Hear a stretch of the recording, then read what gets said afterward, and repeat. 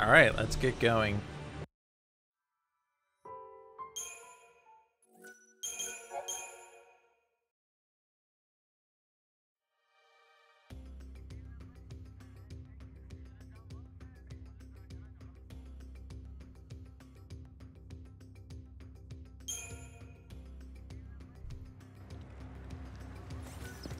So in the previous video, I said that I was going to figure out probably an optimal upgrade to make here. I kind of forgot to do that. So I am going to go ahead and just make an educated guess that the power wristband is a worthy thing to invest towards. Now, I have a spreadsheet that makes this process a lot easier.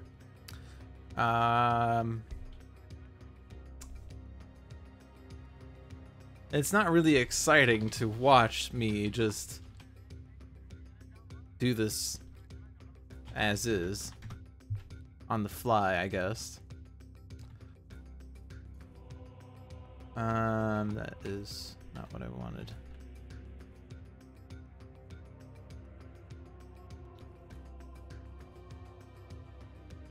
Oh. There's an issue with this spreadsheet. The spreadsheet that I was so given. It's saying that bonus points start at 501 points.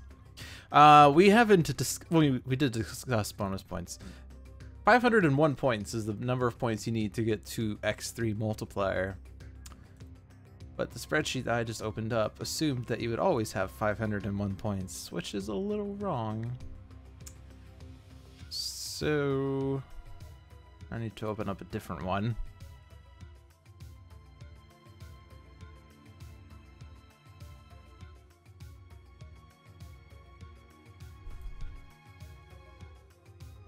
Yeah, that looks better.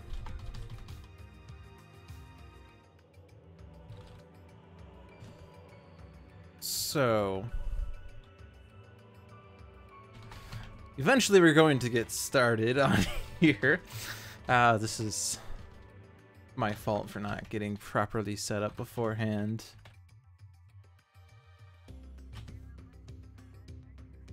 And now I'm having a spreadsheet help me out because, as previously mentioned, it's really easy to overspend or spend components on any piece of equipment. So I'm just going to put together an upgrade path that is efficient in terms of making sure that I don't overspend and make sure that the equipment actually does get maxed. Unfortunately, we don't have enough numbers of various components for me to do this all in one shot. So we have to do something a little more involved. Let's see.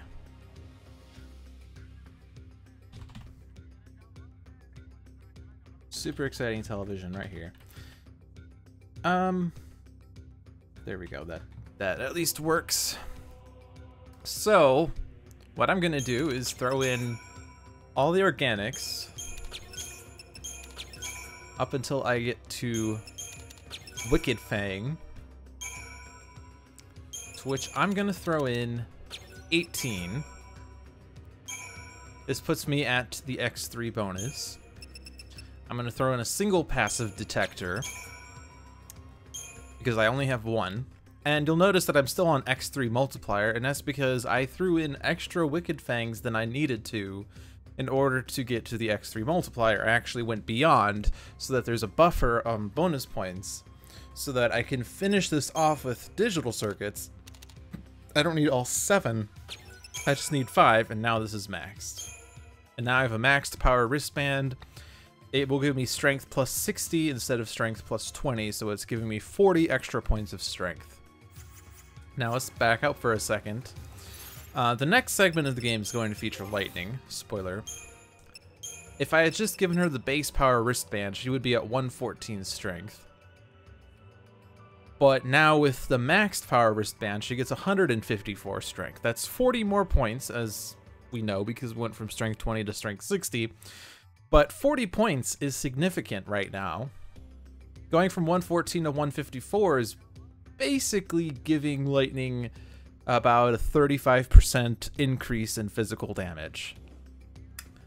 Whereas if I waited until much later in the game to develop equipments and accessories, the stat increases wouldn't really be so significant. It would just be more of a probably 5 to 10% increase variety.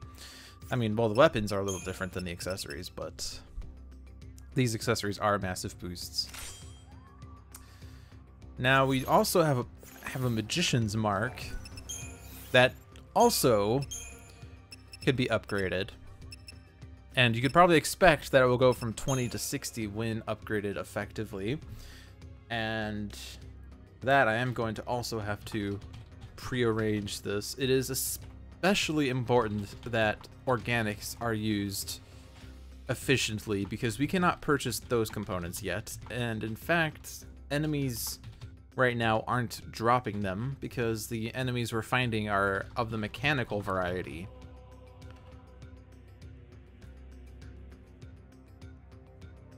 So you especially don't want to sell off organics before you can even upgrade components. And so, let's see. So I'm going to need to front load some extra stuff here again. Let's see if we can get the job done with insulated cabling this time. For that to work, I'm going to need to get that to 3, and it needs to be front loaded. And nope, that's not going to do it. So I'm going to need to throw extra stuff after that. Like maybe the spark plugs. Let's see if we can get those working. For that, I'm going to need to throw in extra stuff. This is probably going to exhaust most of my components. In fact, it will. So throw in all the organics.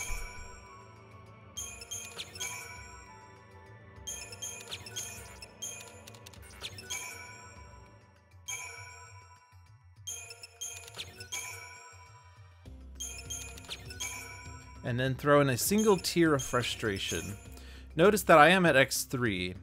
That didn't take me to X3, I was already at X3. But now if I throw in a ferroelectric film and 4 insulated cablings, I'm still sitting on X3. I front loaded enough organics to offset the bonus point decrease in mechanicals. And now I can throw in 4 spark plugs and that maxes out the Magician's Mark. This leaves me with 10 tiers of frustration, 2 digital circuits, and 5 paraffin oils, which isn't enough to really do anything. Certainly the rest of these aren't really investing in. A general rule of thumb that I'll point out. It's not really worth upgrading bangles too much. Bangles are very expensive to get upgraded, and they don't really provide much of an increase for what you put into. The Power Span Magician's Mark did provide a big bonus. It went from plus 20 to plus 60, which is significant. I believe the Iron Bangle goes from plus 50 to plus 120 off the top of my head. And the Iron Bangle goes from plus 100 to plus 180, which, I mean, it is 80 points of, or 80 additional points of HP, but just doesn't really feel worth it. The Black Belt would go from plus 10% to plus 20%, which makes it twice as effective at what it does. These other accessories I'm not going to worry about for the time being. The Doctor's Code, previously we said it doesn't really have an upgrade because it does improved potions at level 1 or level star, but it would dismantle for great things. But I'm not going to worry about those things just yet because I only have 1 Doctor's Code, and I do want to hold on to it because Doctor's Codes are very good. for doubling your effectiveness of potions, which are already effective as is. Now, I'm going to give Hope a silver bangle. He could have the Magician's Mark, and he would actually double his magic through the Magician's Mark. But I'm going to leave him with the silver bangle because, for one, he's low on HP, and for two, Lightning's the one who can do more damage between the two of those. And if you haven't realized, the next section is probably going to feature Lightning and Hope, which is why I'm equipping those two. The only way to know that is, of course, to play the game, so let's go ahead and play the game.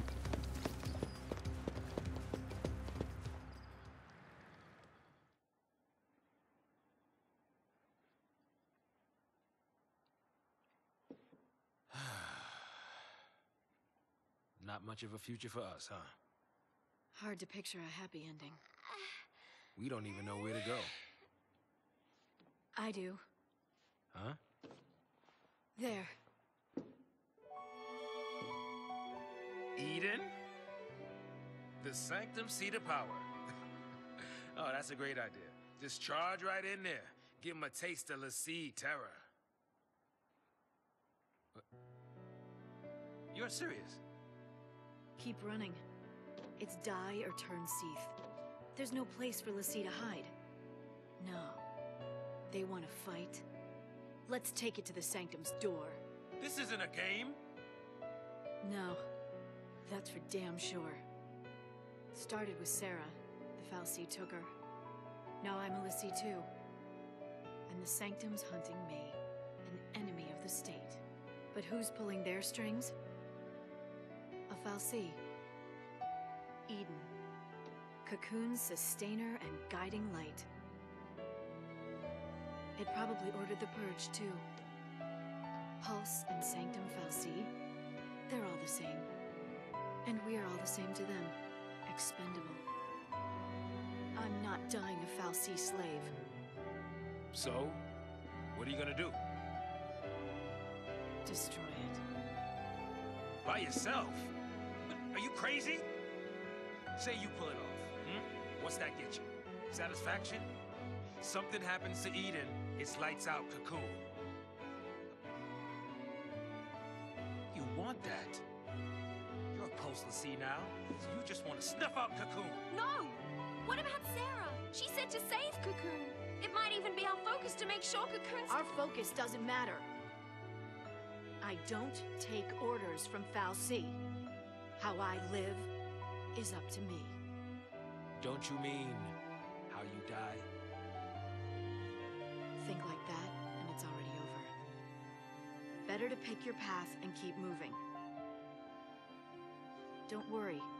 I'm after the Sanctum. I'm not out to destroy the world. If it did come to that, wonder if our hero'd try to stop me.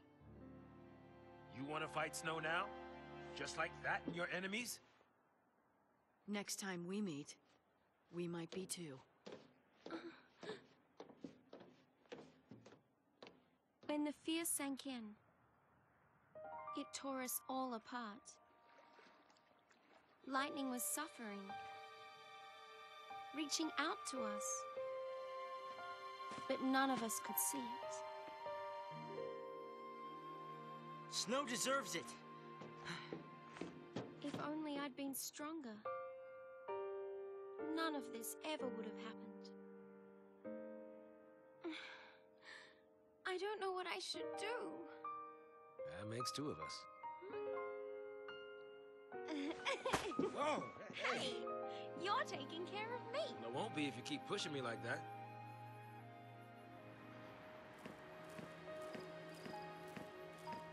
Wait for me!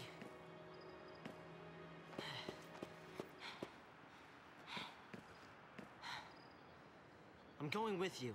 I can't babysit you anymore. I can fight. I'm not afraid.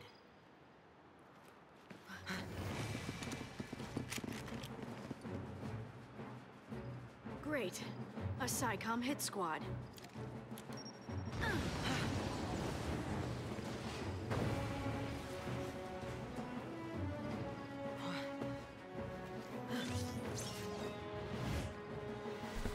And we're thrown into a fight without much preparation, which is why I did some pre-prep before that. Now we're given 4 paradigms that we may or may not have used previously, but we'll just finish off the fight before we have to worry about it. And you can see the power of the power wristband in this fight. Enemies died a lot faster than they would have normally because we had a power wristband boosting our strength. Not bad. Really? Thanks.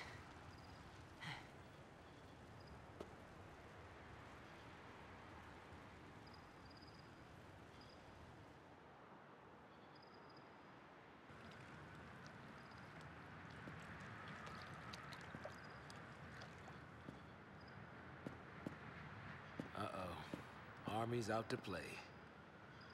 What now? What now? I mean, we could stay here, but shouldn't we... Run? Huh? We should run. If we rush in now, we'll just get in her way. You know, you're right. I guess. I mean, it's not like Lightning needs any help.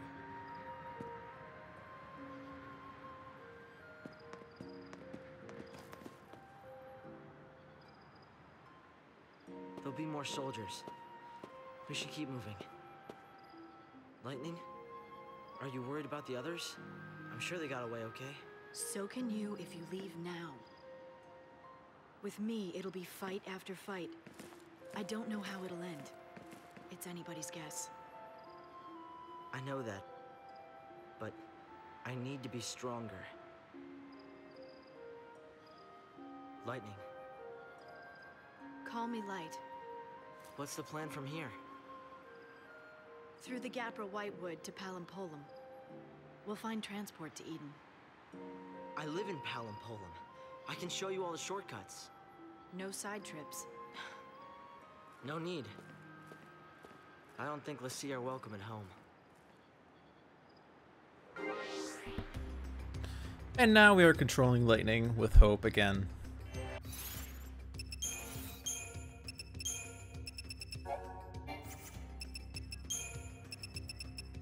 Two new locales. Palampolum. Hope's hometown, Palampolum is one of the biggest cities of Cocoon. Retail stores line the streets, a rarity in a society where online purchases are the norm. With the goal of promoting their hands-on approach to commerce as a tourist attraction, the local government actively encourages businesses to set up shop in Palampolum. And Eden. This city, Cocoon's capital, shares its name with its Fal'Cie patron. Host to the world's centers of culture and government, it functions as the heart of human society on Cocoon. At the city's core rises the monumental Eden Hall, seat of the Sanctum's administration. The Fal'Cie Eden dwells deep within the structure's interior. So, here we are with Lightning and Hope. Now, the Crystarium expanded after the previous fight. I don't think we explored the Crystarium expansion as much, but as usual, when the Crystarium expands, there's a new ring of nodes for each of the available roles, along with some abilities and stats. Lightning's Commando introduces the launch ability. Attack and launch staggered target into the air. This is a very powerful auto ability that can help make enemies less effective during stagger. There's also Ravage. Bolster, Blitz, or Ruinga at head of attack queue when Ravager is present. Hence why this is called Ravage. Makes those two attacks stronger provided that it's the opening Blitz and not the second Blitz. If there can be more than one Blitz. We can't do more than one Blitz right now. I guess we could start with attack and then go into Blitz, at which point it wouldn't be Ravaged. Ravager has one new ability. Fire. So Lightning can get the fire spell. We also have Lightning's Medic. She has gained the Medic role, which means that she can now use Medic abilities. The only one that she has is Cure. And the reason most of the reason that the early game medics aren't as effective as potions are because this cure spell only heals a single target. So not only would you have to devote a single character to the medic role in a fight where you only have 2 people or 3 people, but they can only heal 1 person at a time, which is very ineffective, whereas potions can heal all and or a significant amount of HP.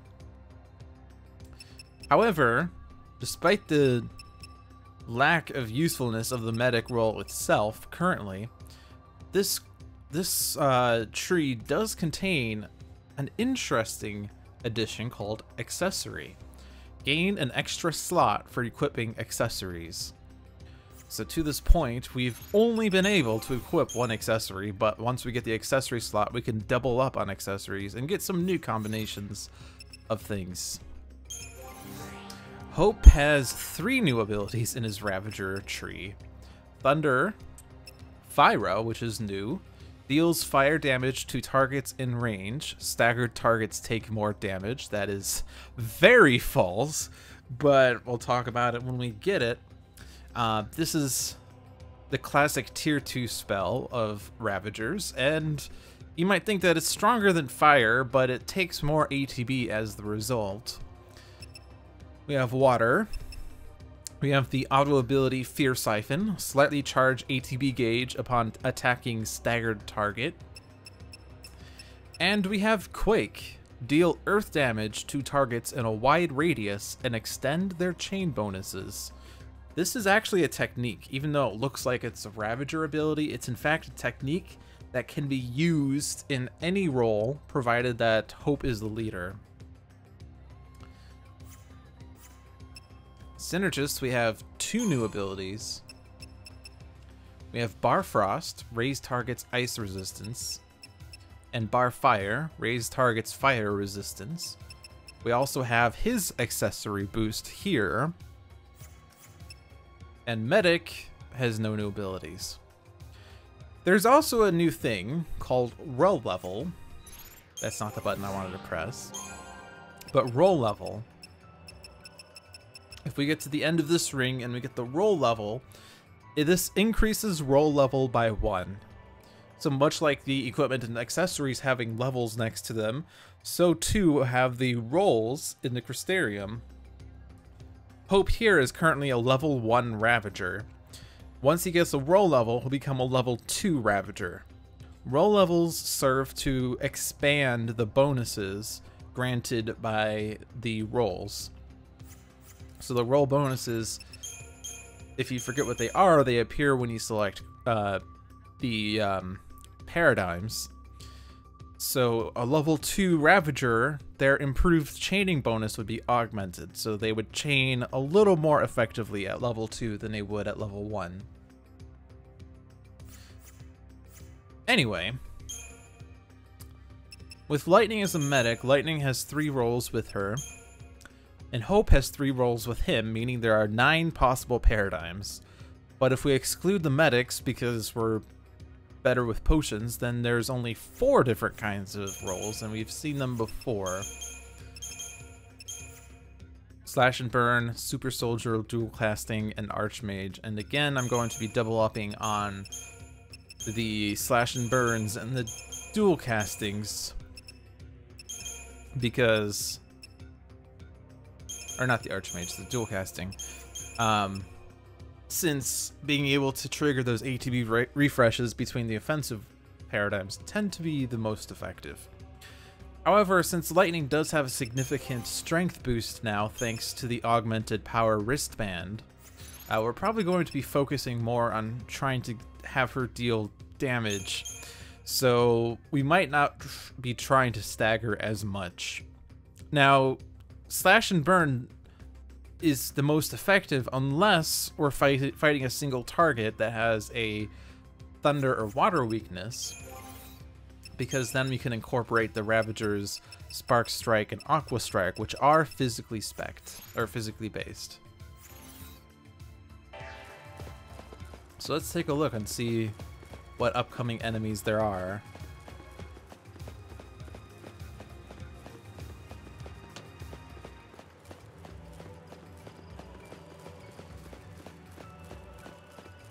go look ahead.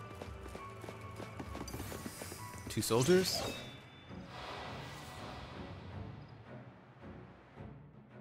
The Core Regular is new. Core Gunner we've seen before, and he has lightning damage, so we probably don't want to use Spark Strike against him.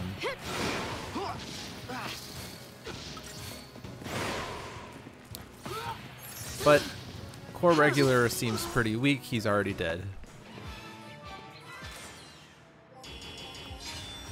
Now, the thing to be careful of is that when you increase your stats, target time actually reduces. Target time is calculated based on a variety of factors. One of which is your strength or magic stat between each character, depending on which is higher. The ATB gauges of your parties, or your party members, the levels of the enemies you're facing. I tried to say fighting and facing at the same time, and I got facing. That made no sense. The levels of the enemies, as well as the HP of them. In fact, the HP and the level stats get multiplied together, and your ATB gauge and strength/magic stat get factored in as well. The higher your stats go, the lower target time becomes. So while it might seem wisest to get your stats as high as possible, unless it's actually making fights faster, it's not worth doing, because you lower the target time, which will make you less likely to get 5 stars. This is why I didn't give Hope the Magician's Mark, even though it could have been like, well, he has a slot, I might as well give it to him. If I can't utilize that magic increase, then I'm hurting myself because I won't be able to beat the game or beat the fights within the target time.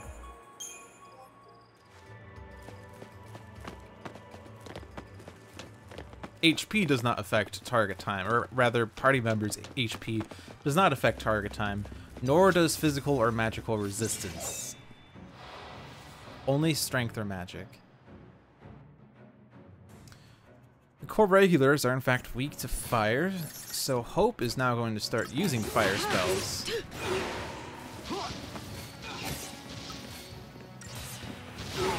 So that could have been a situation where Hope's Magician's Mark would help, because he would have been able to kill off that Core Regular. We still get 5 stars.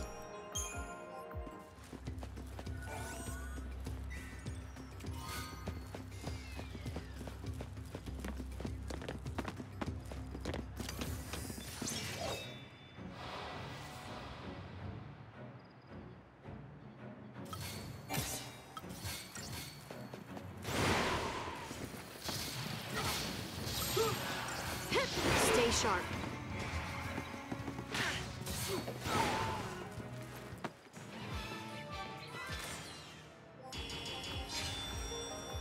So, one might wonder whether it's worth worrying about target time. Why do we care about 5 stars? And the answer has to do with a variety of factors. Getting 5 stars increases how many TP you get back from a fight. If you want to maintain high TP so that you can do more actions in fights, even though we don't have much incentive to do though, you would want to get 5 stars in order to maximize TP returns. Star rating, we've already known, or we've already talked about, increases the chances of getting Shroud drops, but only if you get 0 stars. So if I wanted to get a Shroud from this fight, I would want to get 0 stars. But what benefit do I get from 5 stars? The answer is 5 stars increases rare drop chance. It multiplies rare drop chance by 5. So if you ever look at a detailed guide... Oh, I forgot to grab an item previously. I'm glad I just noticed it. You actually might see that there's enemies that revived as I walked back. This is how enemies respawn. You just run around and they respawn. Or no, I did get the item, it's just not appearing. Or did I? I don't know. We're gonna fight this fight again.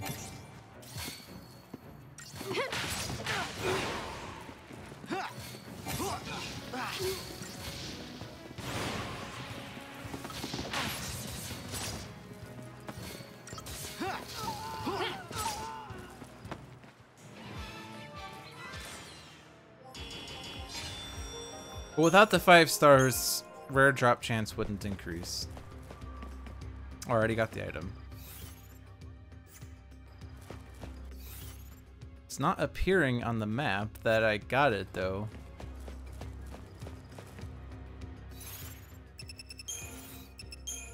I definitely got it because it's 3 fiber optic cables. It's just not appearing as a picked up item, which is what confused me.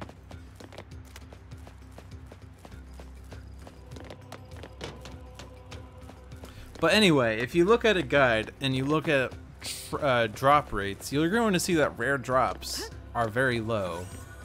A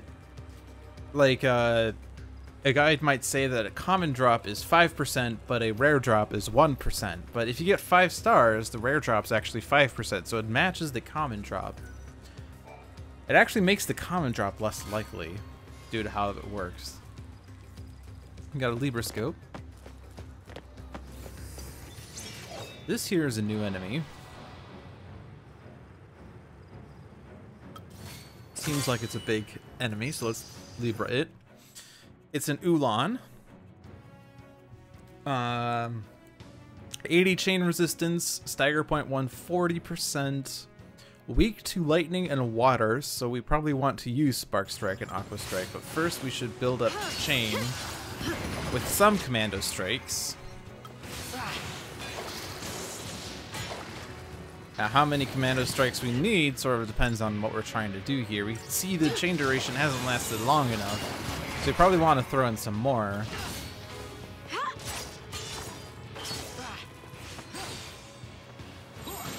Stay sharp.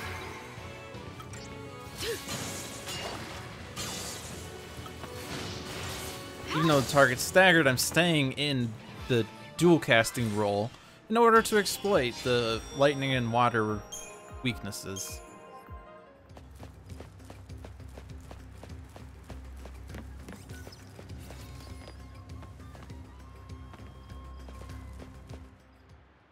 Any trace of the Lassie? Nothing. No sign it's been activated. Huh? Who's there?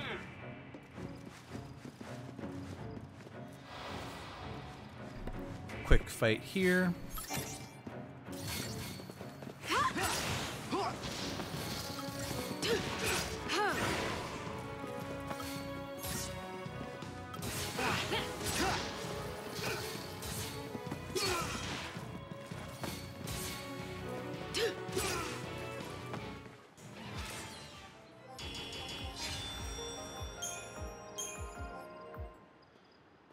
What was SciComm doing here?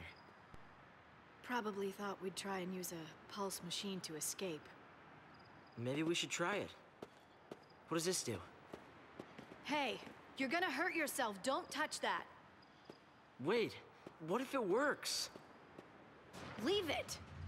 I told you to leave it. Stop! Stop already! I think I got it. Right! I think I can work this!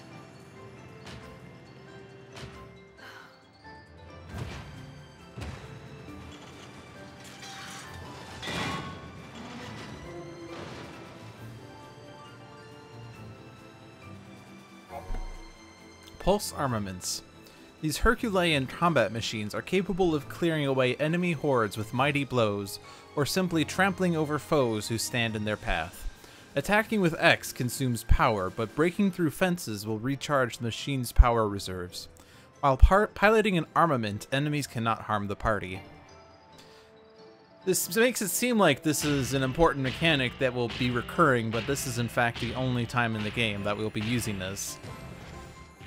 What is the purpose of attacking things? Well, you get rewarded at the end based on various factors. One factor is how many enemies we've successfully sweep away with our attack. The other is how many enemies total we trample or kill overall. If we manage to kill all the enemies, period, we will get a rare accessory. If we do any less, we'll just get organic components.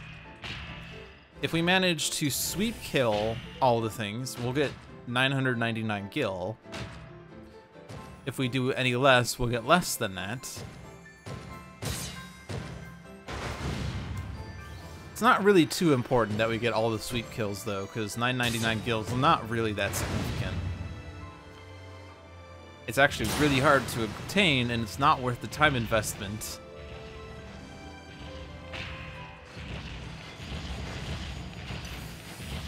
Especially considering that half these things run away from you and half of them charge towards you. And it's really easy to accidentally walk over one.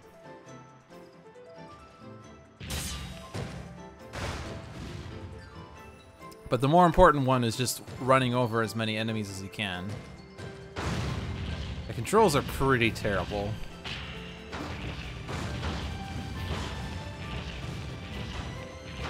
If you try to do like a 180, it takes ages for the machine to catch up.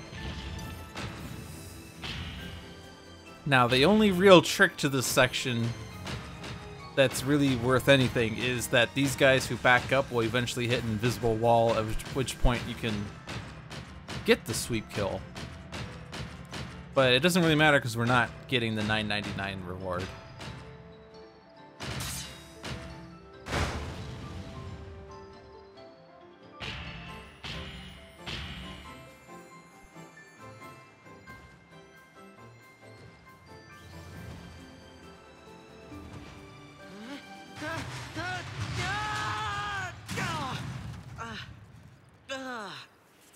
Nice landing.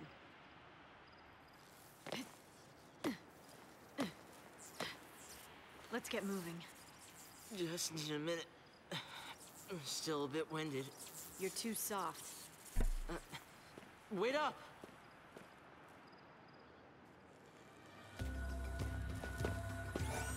So these are the two rewards. The left one is the reward for however many enemies you killed. And the rare accessory is a spark ring. Now, it's not rare in the sense of we never got it before, because we do have another one. But spark ring and every other elemental resist accessory is rare in the sense of they're only finitely obtainable. So if you want to get as many of these as possible, you do have to be able to get that from this minigame. Also, reminder, you do not want to sell those accessories. The other thing, which was the reward for how many sweep kills we got, 300 gil. So it's not 999, but it's 300 gil.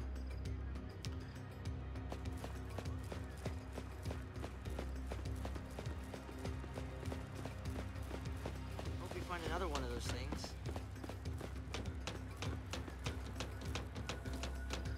This chest is entirely unrelated to the minigame. It has 2 electrolytic capacitors.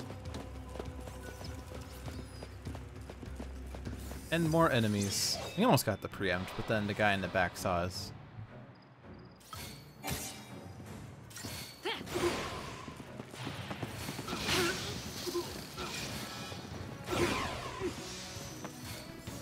So the guy in the back, the Psycom Ranger, is casting Mana Drive Protect, which is the game's way of having enemies use spells. Even though l'Cie are the only ones who can use spells. They are mana drive spells, which are not the same thing. Why are they not the same thing? Because they're mana drive, not magic.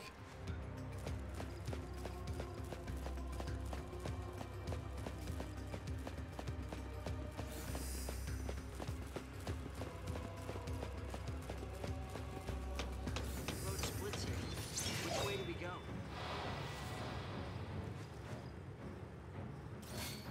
So this fight is unique.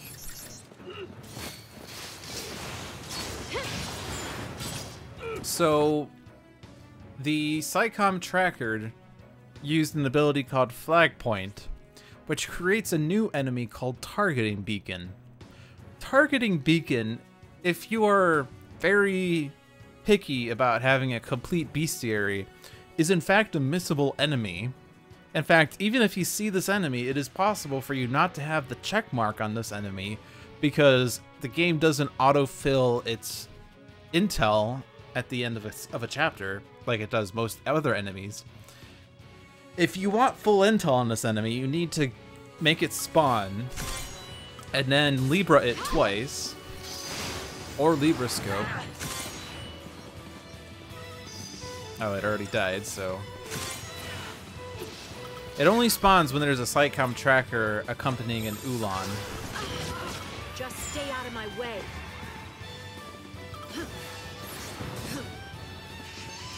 Now, the targeting beacon gets damaged by the Ulan. What actually happens is that the Ulan targets the targeting beacon with AoE attacks, and those AoE attacks do more damage than its normal attacks, and anyone who is near the targeting beacon takes damage.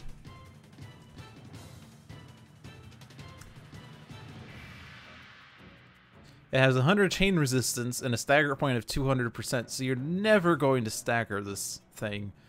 And it has a low enough HP that it just ends up dying away. Probably just through the Ulan damage. Here.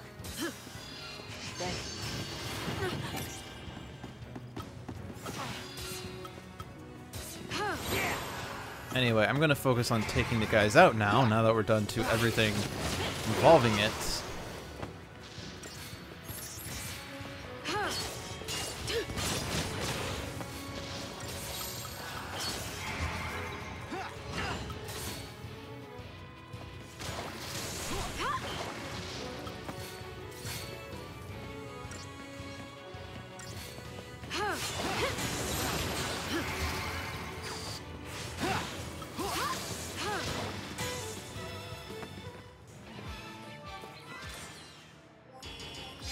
We did not get 5 stars because I was so distracted by the targeting beacon. And so we got no drops. It's actually only the rare drop that's affected by battle rating, not the common drop. Here's another spark ring. We now have a total of 3 spark rings. This might make us think that there's some lightning coming up in this next area. In fact, there is. We have lightning. Lightning's here. This is lightning. Lightning Farron.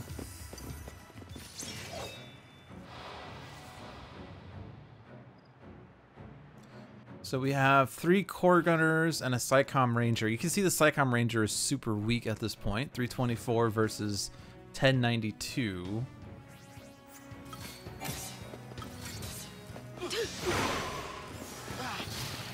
But he is casting Protect.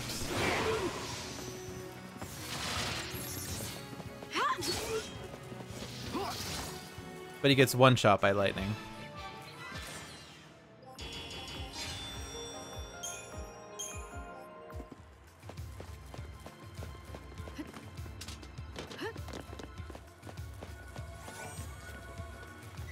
This chest has a Phoenix down.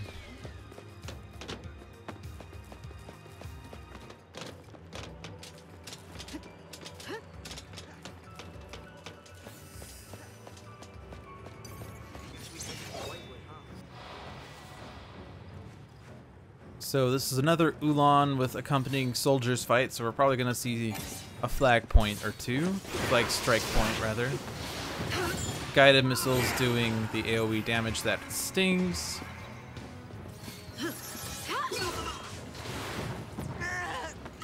And Hope passed away. Thank you.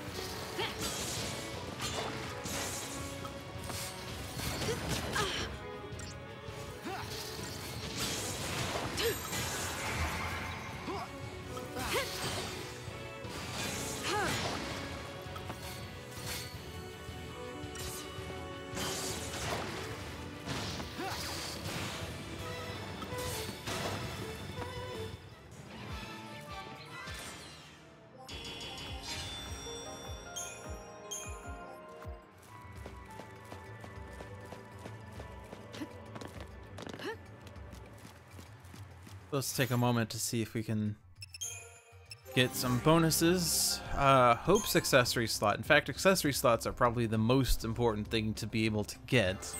So I'm prioritizing that over anything else.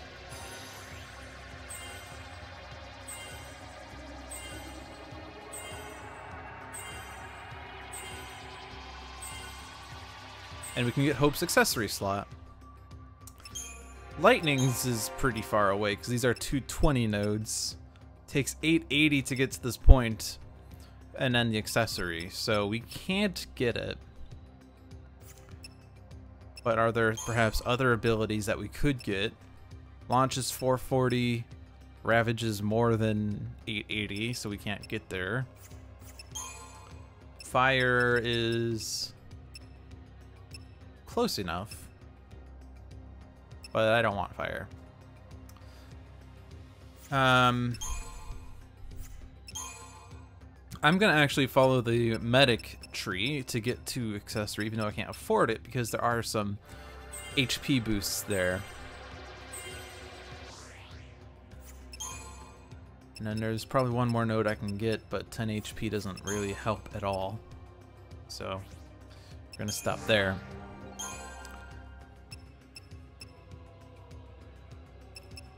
Once you have the accessory slot, the more important things are generally abilities, and Ravager is very dense on abilities. Barfire isn't too useful right now. I think I'm just going to follow this along, even though there's no real ability I can get. But now we can see that Hope has 2 accessory slots, so he can have his silver bangle and he can have whatever else he wants, which would ordinarily probably be a magician's mark if we wanted him to be offensive. We can give him a black belt, and that together with the HP plus 100 will synthesize the physical wall 5 ability. This will actually combo with Ninurta and augment the synthesized bonus to physical wall 10.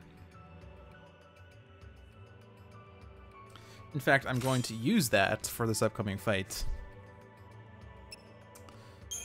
I'm also going to ditch this power wristband for a doctor's code for the upcoming fight. There's an upcoming fight. Spoilers.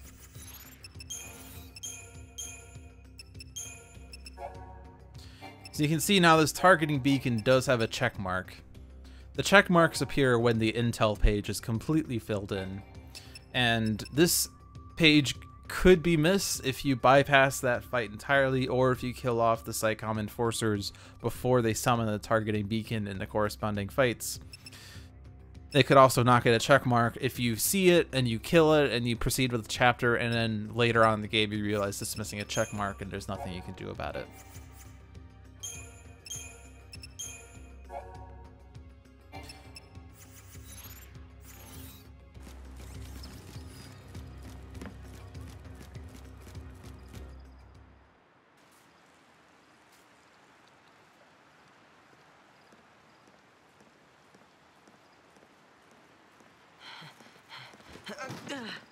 This isn't working. Huh? I mean, you're a liability. You'll just slow me down. What? I'm sorry, but I can't protect you when... You can't leave me here. You gotta take me with you. Enough! The whole world is against us. I can barely keep myself alive, let alone some helpless kid! I don't have time to baby you. You want to get tough? Do it on your own!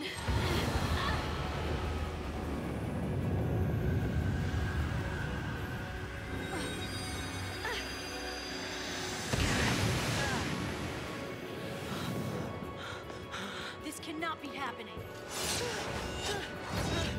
Look out!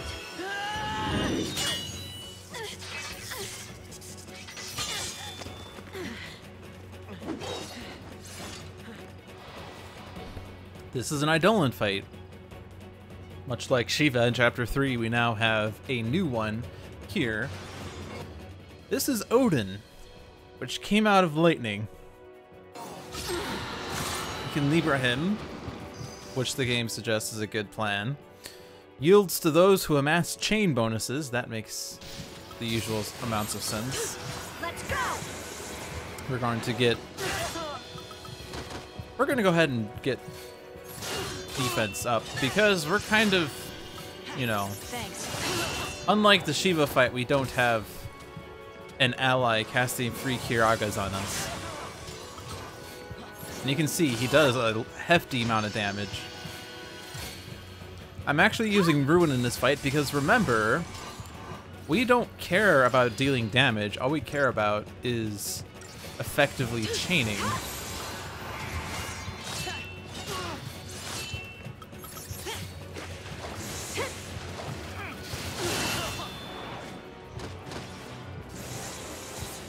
Even with Protected Shell, he does hefty damage, but Doctor's Codes are helping tremendously with this.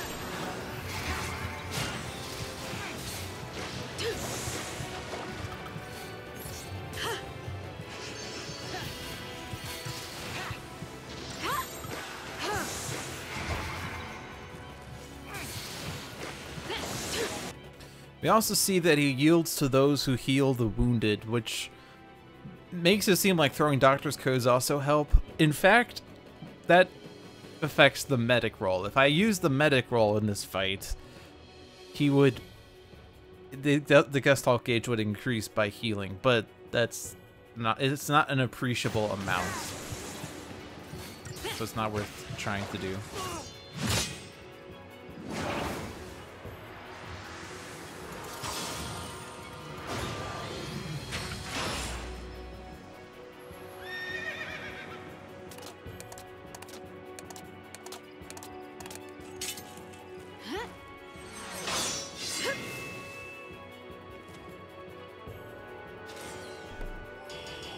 Five stars. The Odin Idolith. Lightning gained an ATB gauge segment.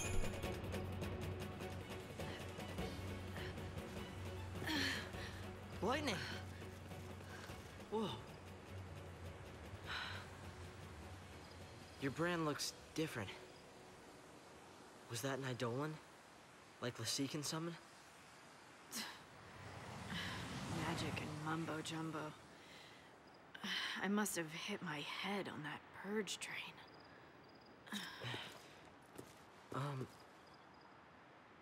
Am I really in your way?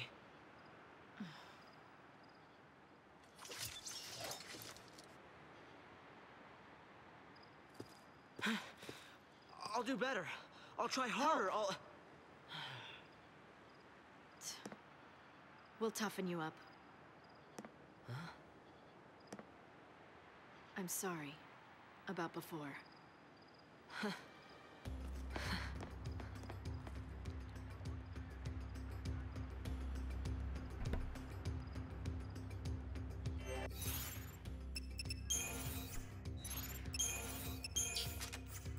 The Odin Idolith appears here as a key item, and it just serves to tell you that you can now summon Odin.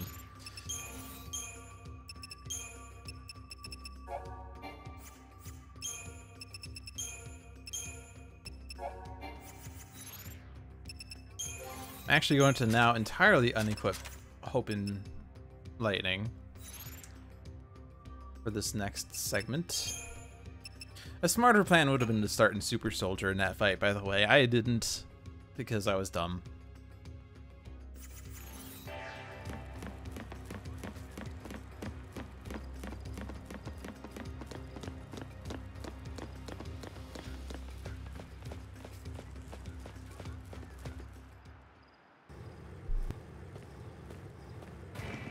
Lassie!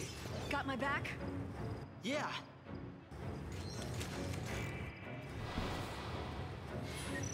Gestalt Mode Tutorial.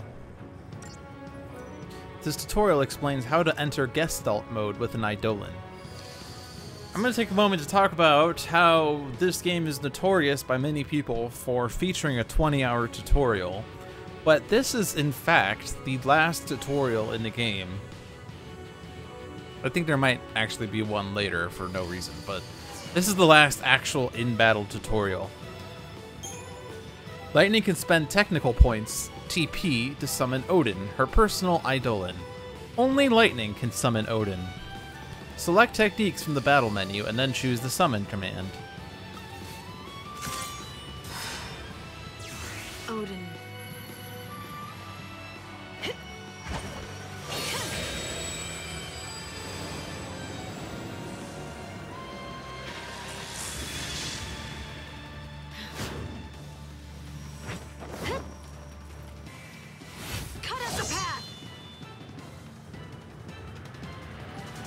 Take a look at the Eidolon's SP gauge below.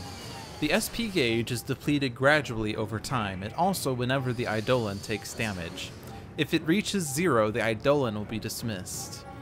After summoning an Eidolon, you can press square to activate Gestalt mode at any time. This mode allows you to perform powerful attacks from the back of your Eidolon. Pay close attention to Lightning's Gestalt gauge. This gauge represents Gestalt mode's duration. Your Eidolon will disappear when Gestalt mode expires, so it is best to activate it after the gauge has charged. To charge the Gestalt gauge, help your Eidolon attack enemies and build attack chains. Combat controls are slightly different in Gestalt mode. Press the buttons shown by the Gestalt dial to execute attacks. The dial's count will decrease each time you use an ability. When it reaches 0, your Eidolon will be dismissed. So, just to pause. The Gestalt mechanics when you summon are identical to the Gestalt mechanics when you do an Eidolon battle. So it's, you know, chain enemies in order to boost the Gestalt gauge. The Gestalt bar affects the power of the finisher of the Gestalt mode, which we will see in this fight just to see it. There are 3 different levels of finales, level 1, level 2, and level 3.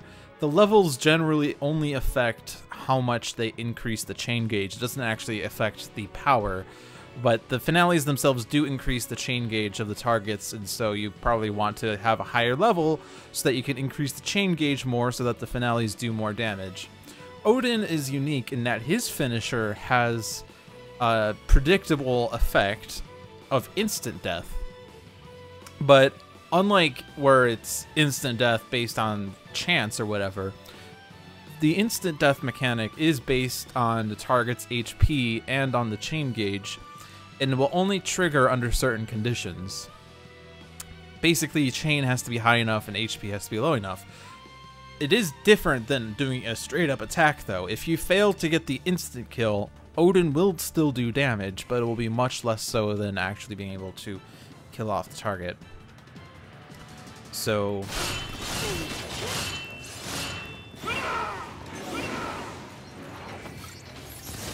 we're gonna go and work on getting these guys staggered.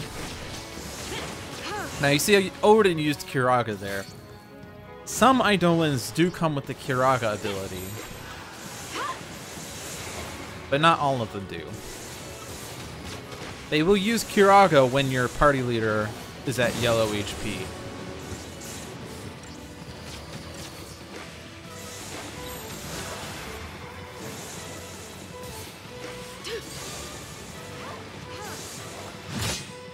We do this together.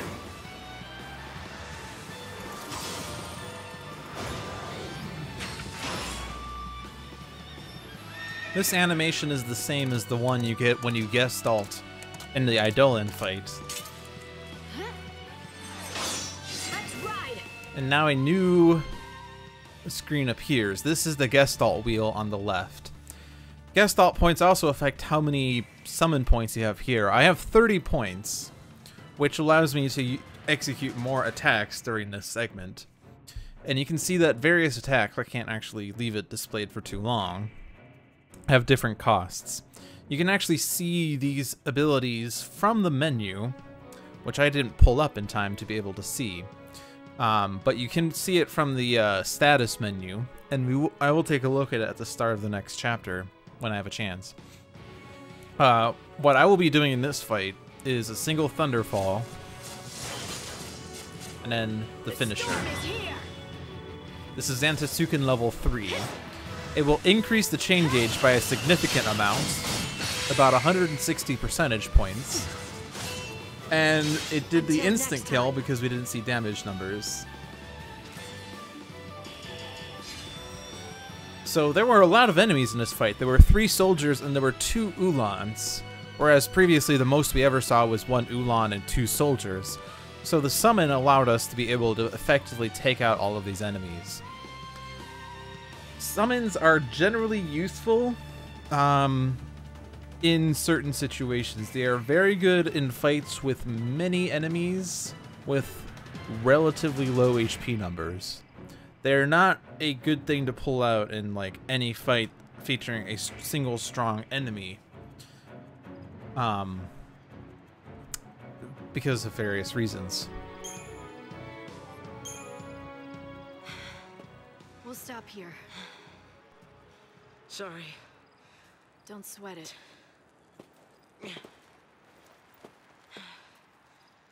I'll look around. You rest up.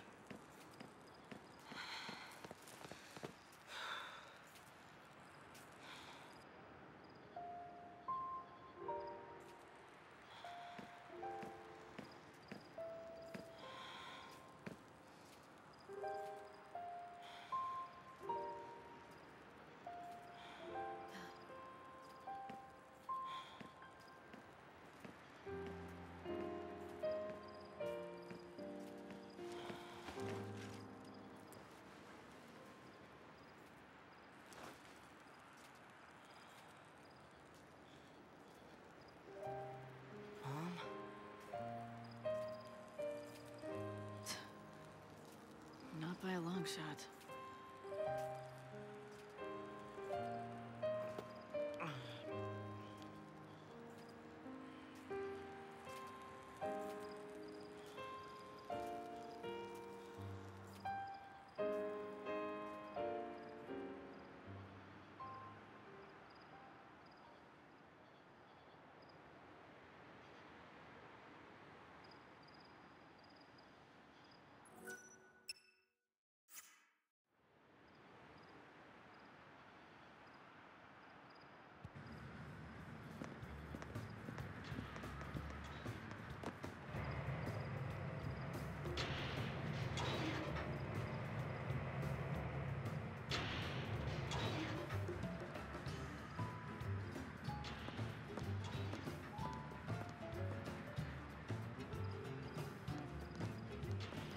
No sign of soldiers. Guess lightning got their attention. I wonder how Hope's doing. They were headed towards Palampolum. Kid's on his way home. You can bet on it. Good for him.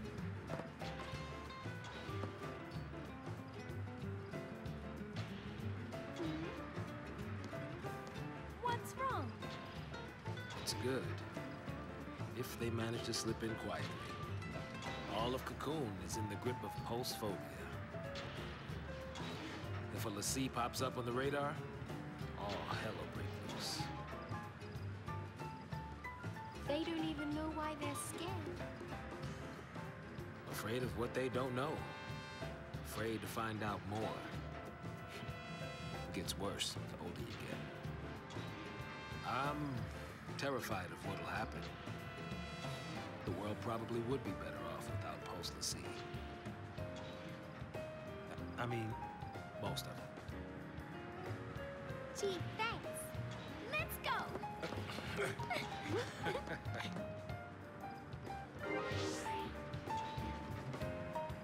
So the party has changed. The data log is updated. Our inventory changes. You can actually see here that we lose lightning's things. So the game at least keeps track of like who has what key items with them.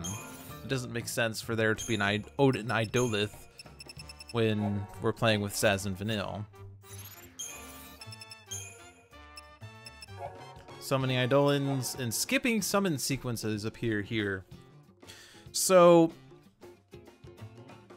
I will probably be skipping summon sequences after this point, or at least after the first time something gets summoned, because they're repetitive animations and they eat up time.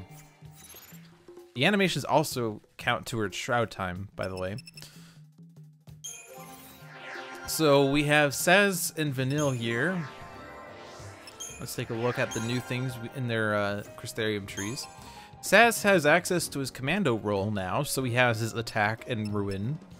And he also has his blitz ability over here. Saz's blitz is actually different than the other blitzes in the game due to how his guns work. Because obviously we can't have a lightning style blitz with Saz. We have no new abilities in his Ravager, no new abilities in his Synergist. Vanille has no other abilities as well. So this is the only other new ability, and it's pretty expensive to get. It costs about, what, 1140 CP, and we can't afford it right now? But I am going to want to get that as soon as we can. And there were no accessory slots available for these people. We have these paradigms. We're going to ditch the War and Peace as is usual.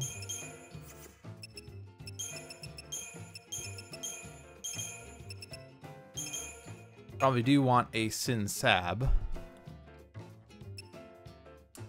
We probably also could utilize a Rav Sab. Don't need medics.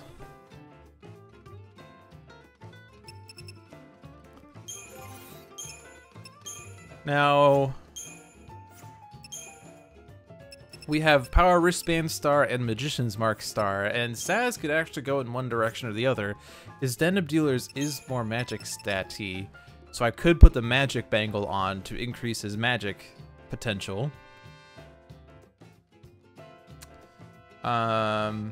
Since we don't have his blitz yet, it doesn't really make sense to want to use his guns, but since it's been a while since we've seen his guns, I'm going to go with the gun route. And Vanille, I am going to put the Magician's Mark on. So remember that Saz and Vanille synergize really well between their Bravery and Faith with Saz and Vanille's D-Protect and D-Shell, and we're certainly going to incorporate that in these fights. And so I should run forward, but first I'm going to turn around. Wow, it's almost like a village.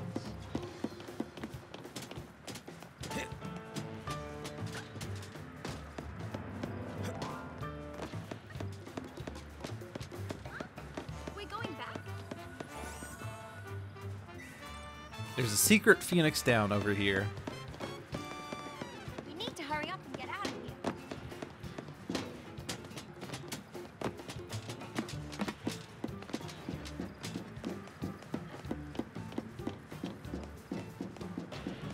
Robots must have built all this.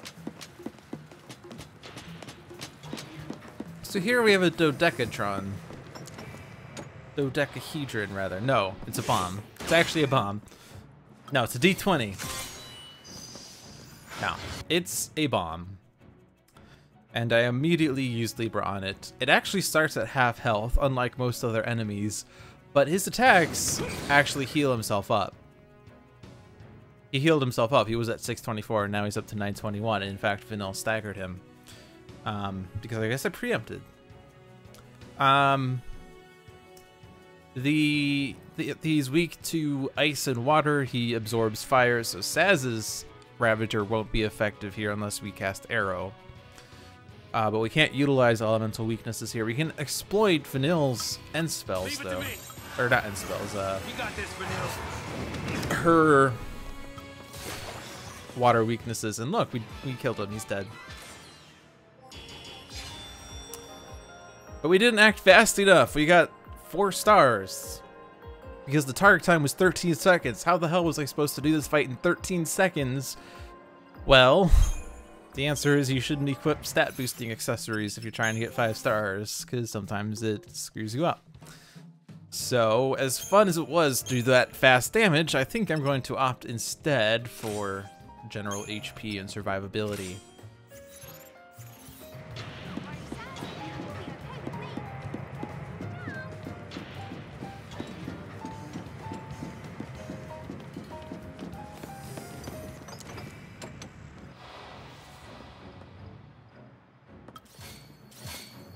Here we have 2 bombs.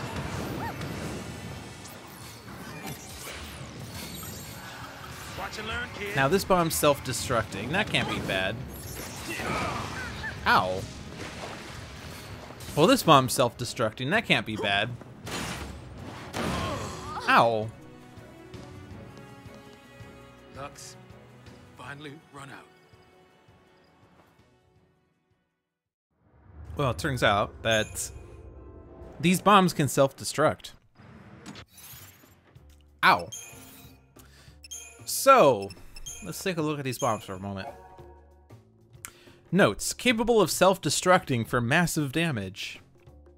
In fact, the amount of damage that they do is based on what their HP is at the moment that they self-destruct.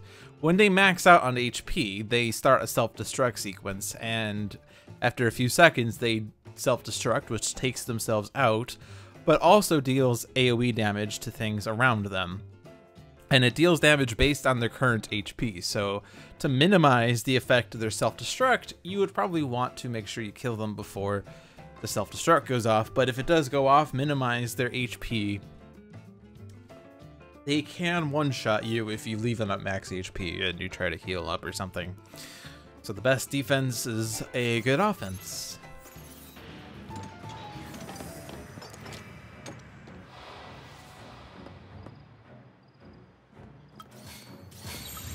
Leave it to me.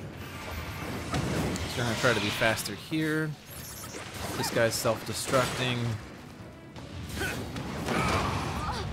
That hurt a lot. But we're alive.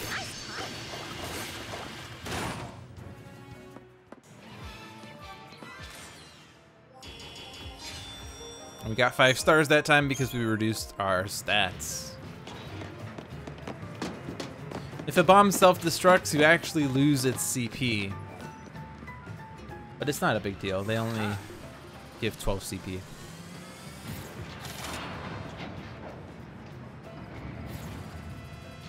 Nothing to it. Recess!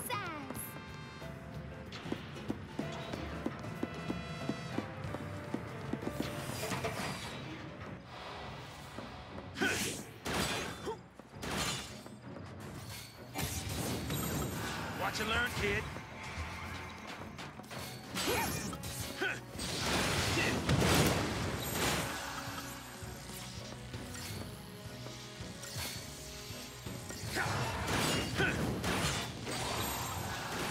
Follow the old man's lead. Screwed up a bit here.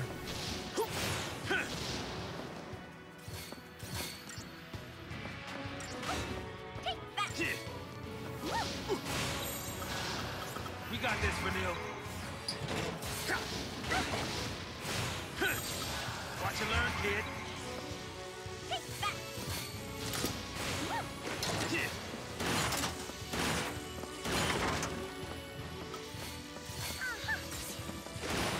The combination of Deep Protect, Bravery, and Saz's Commando makes those go down a lot faster, especially post-stagger. Now, the reason I screwed up is because I wish I had a comm sab, but I don't have a comm sab because I have 2 dual castings. Is there a way I can get a comm sab? Well, I set up these paradigms once, and I don't have a comm sab. That's because I don't want a comm sab.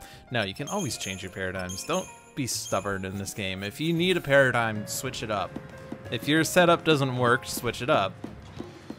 If you run with the same paradigms for 10 consecutive fights, it's probably a sign that you need to switch it up. Now, there are actually some areas on the mini-map that we can't currently reach. Looks like it doesn't work. We'll have to come back for these later. Just needs power.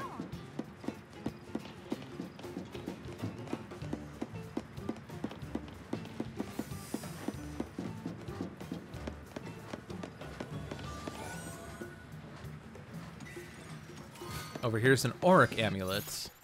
That is a new accessory. Critical shell. Cast shell when HP is low. Functions only once per battle. Not currently too useful.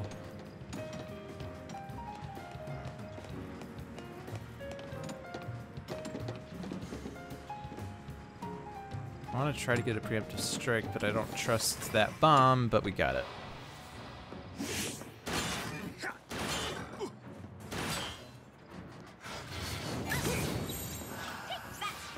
Follow the old man's lead.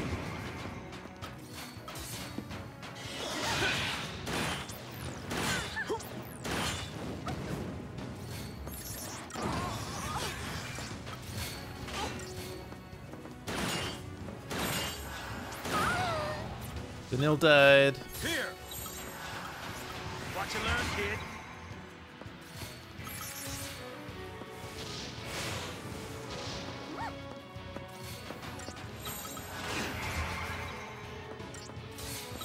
We got this, Vanille. This isn't a good fight either.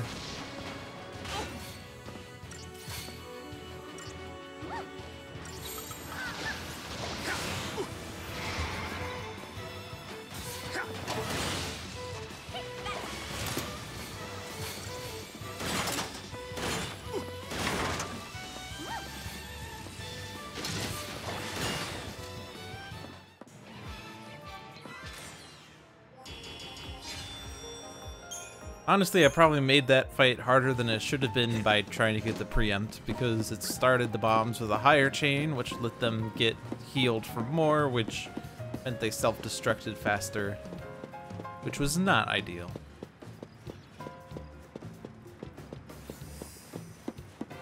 These are new enemies.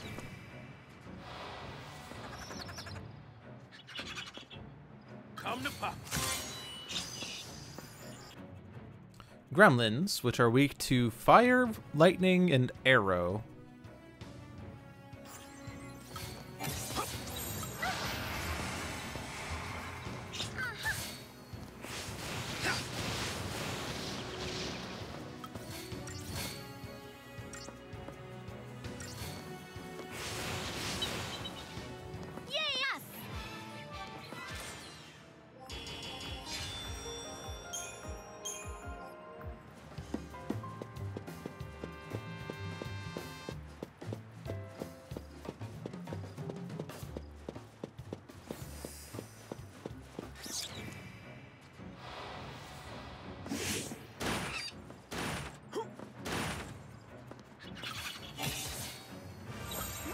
We got this, Vanille.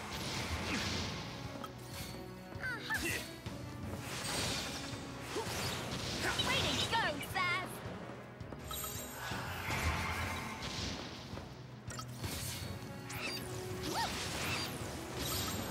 Follow the old man's lead.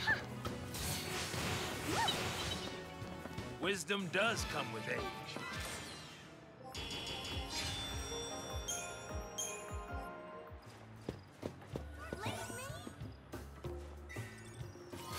An Ember Ring. Have we seen an Ember Ring before? We have.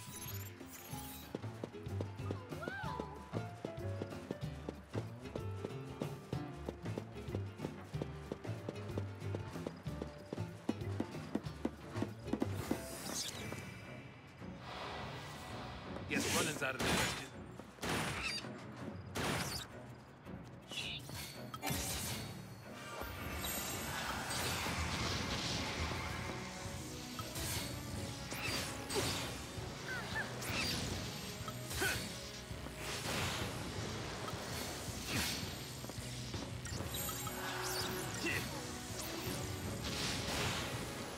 Watch and learn, kid.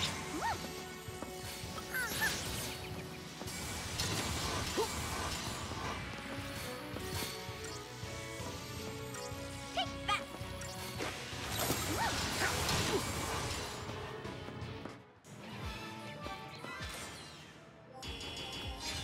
So I was using Commando's Ruin there because we had D-Shell on the Pulsework Soldier. So Ruin was going to do more damage. Wow! Look at that! I wonder what it's for. Phoenix down here.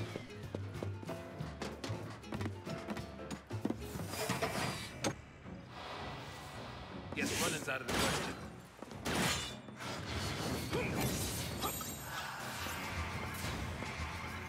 Take that!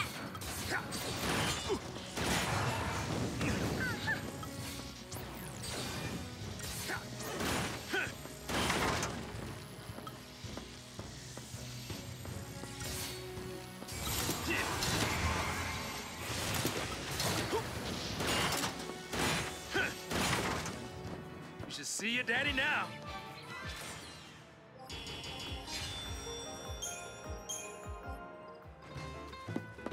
So, this segment, you can see there's a bunch of do not enter signs, but there's also some objects of interest around here.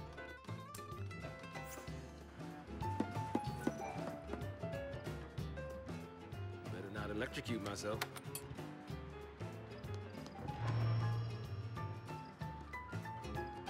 Did it!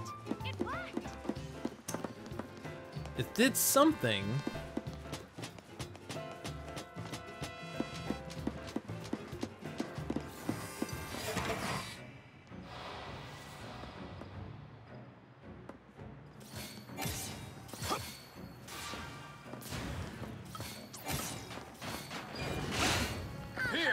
I'll actually cast Vigilance in this fight to show you what Vigilance does. Now I won't be interrupted if I'm in the middle of a spell. I'm gonna focus on spells.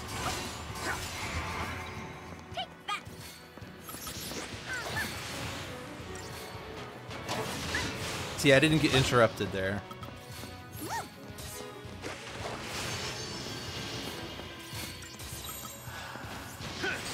Follow the old man's lead.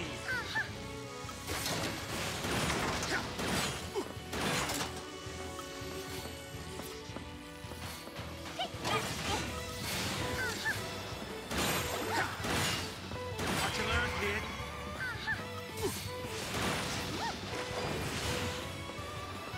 So you can see Auto Chain is doing Flame Strike, Arrow, Flame Strike. And you can see how slow this feels. My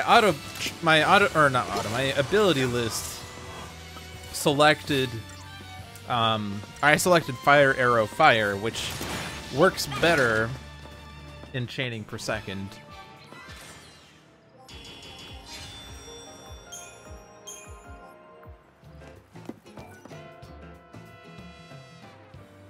Hope the wires aren't fried.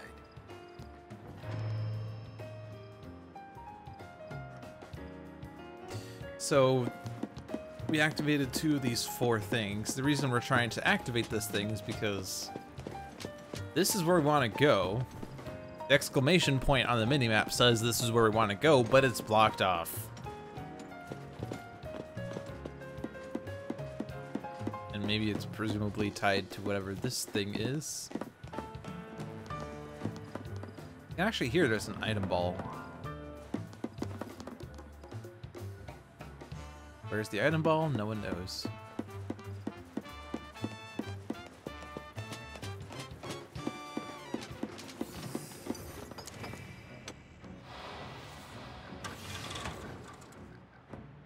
Let's get this over with.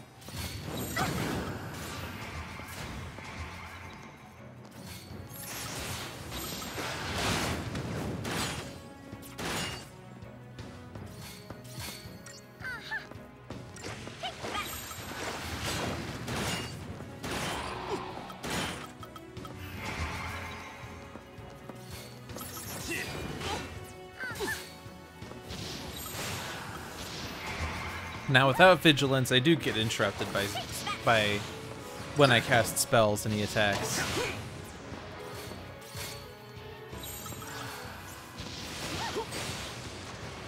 What you learn, kid?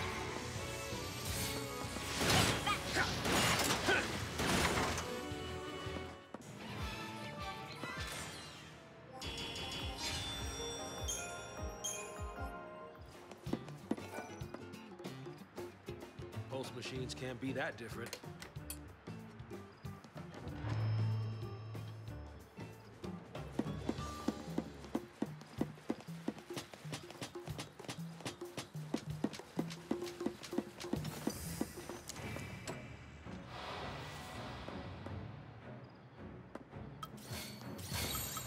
Go, girl!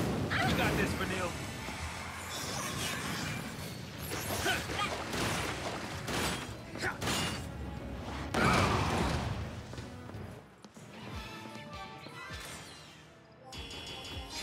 We got 0 CP in that fight because both bombs self-destructed. Let's give this a shot. Gotta hit 4 control panels. Aha! It's alive! Way to go!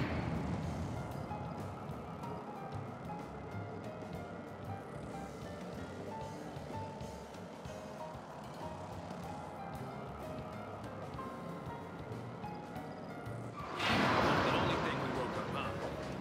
We can take him. So by hitting all 4, we actually activated this inner platform, which opened the gate for us. And we see there is in fact an item ball over here. We just couldn't see it because it was hiding underneath the machinery. It contains a Fortisol. This thing must be for powering other machines, huh? So it seems like we got the power back on. I wonder, could that have helped us back here?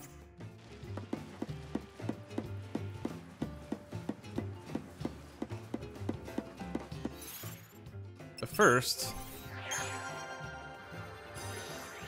I'm gonna teach Saz Blitz, and we'll see how that works out. I'm gonna give him a Powers wristband. A Powers wristband? A Powers wristband? A Power singular wristband.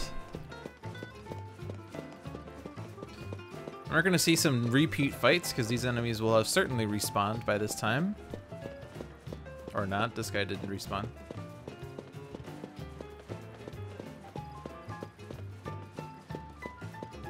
This group did though.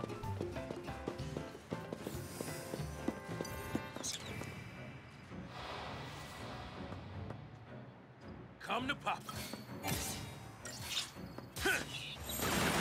His blitz actually involves him shooting a bunch of bullets out. Way to go, Zaz! Turns out that his blitz is actually more effective than his singular attacks, provided that enough bullets hit, which not enough for hitting because these enemies are really too small.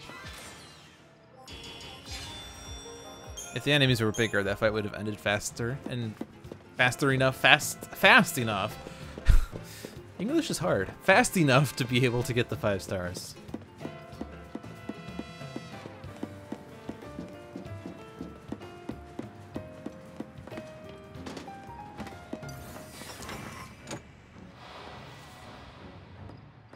But this blitz helps us tremendously against bombs.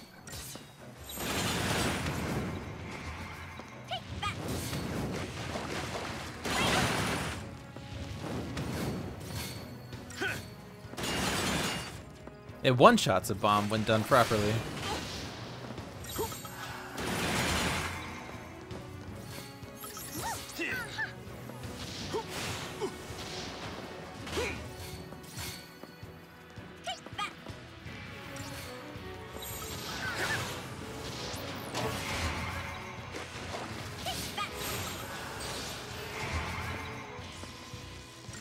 And even against singular targets, the blitz is good when it hits multiple times, like it did in this case.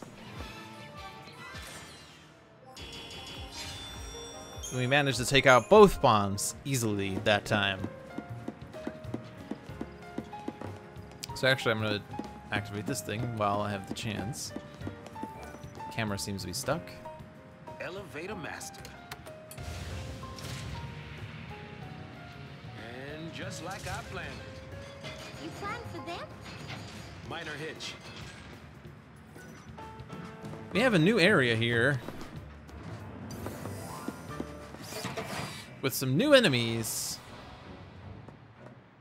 Can't we just talk this over? You got this, Vanille.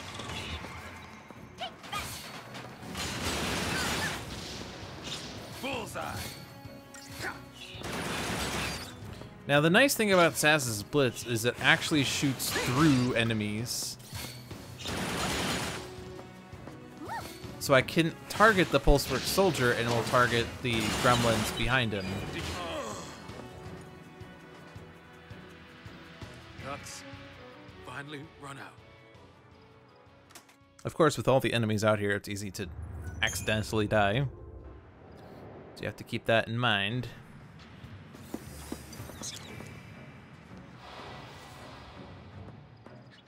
Guess running's out of the question.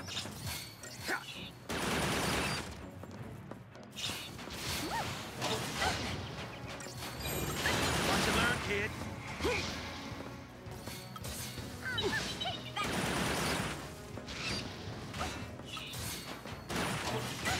Bullseye.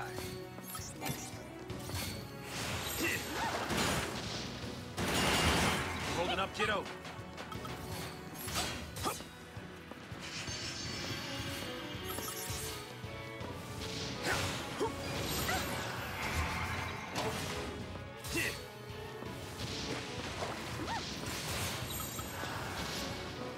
Follow the old man's lead.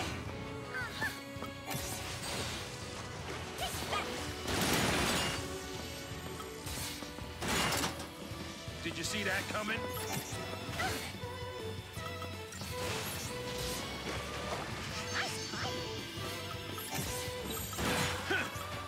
got this, Vanille.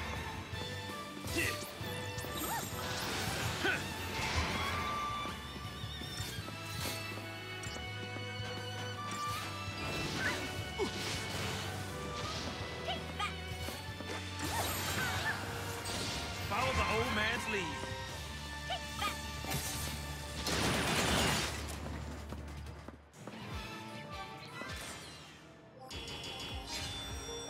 So these fights are actually super difficult, if you haven't noticed.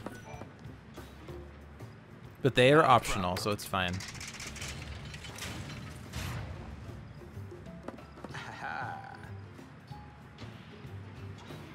So this area doesn't really serve much purpose. It just opens up a new set of stairs that let us backtrack, I guess? But there's another device up here.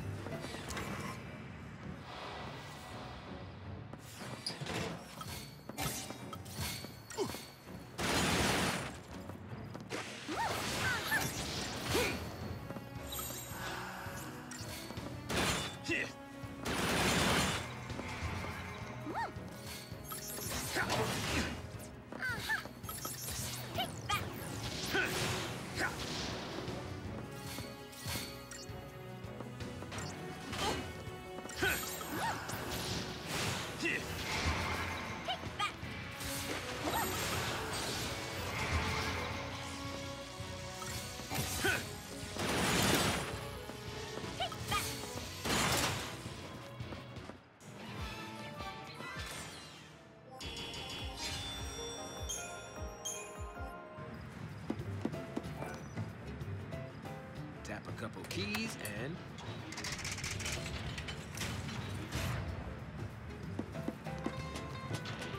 This next fight's one of the hardest fights in the area.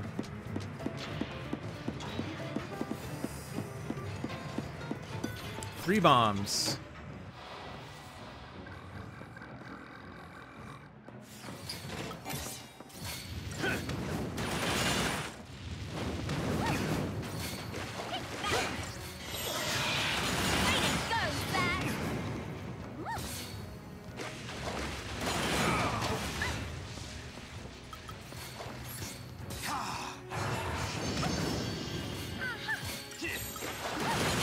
You got this, Vanille. Watch and learn, kid.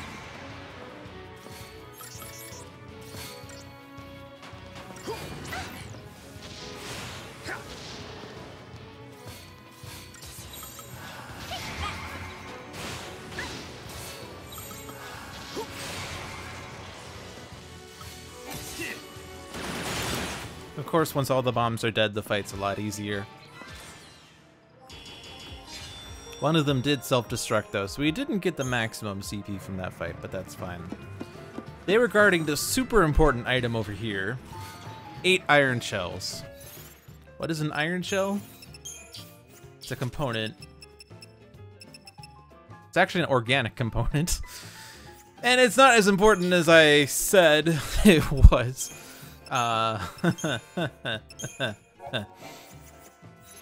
No, it's pretty dope. It's not worth the fight, but the challenge was pretty fun. I mean,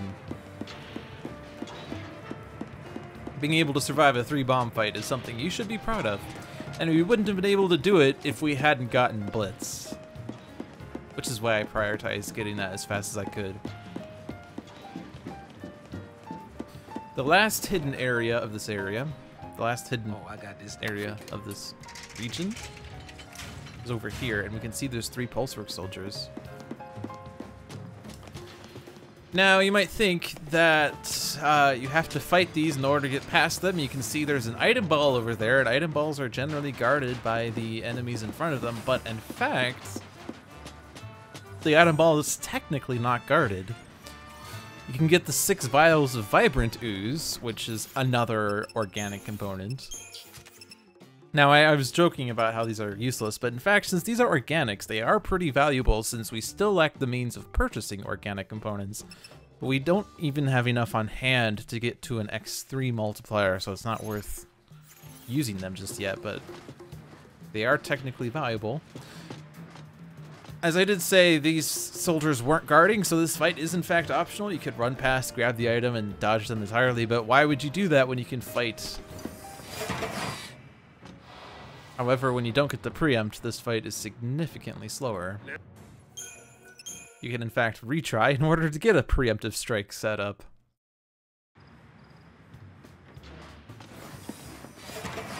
And these guys are pretty easy to preempt, so it's generally worth trying to get that.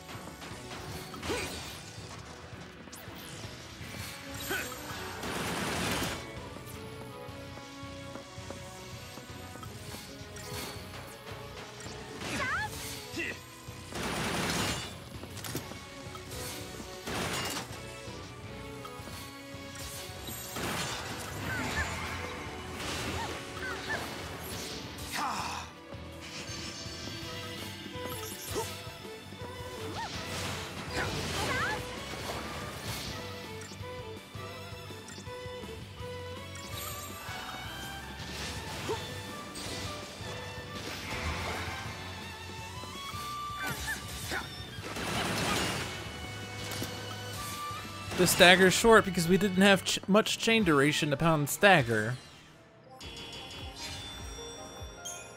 But we managed to get them all killed.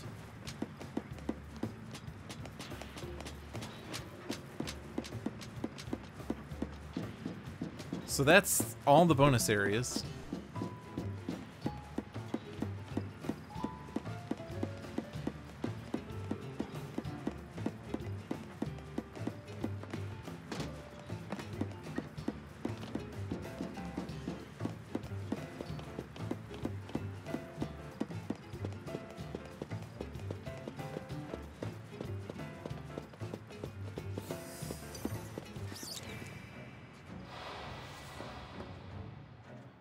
Come to pop.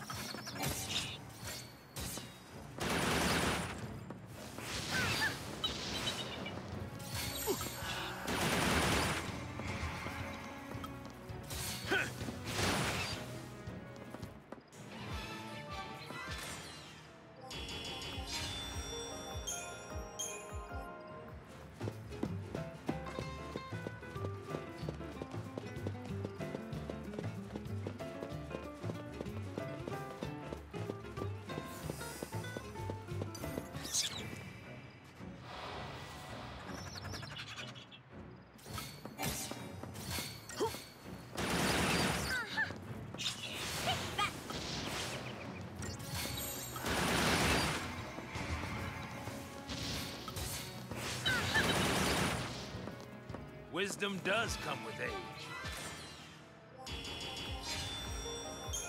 So I'm just going back to where we activated the platforms, since we explored all that we could.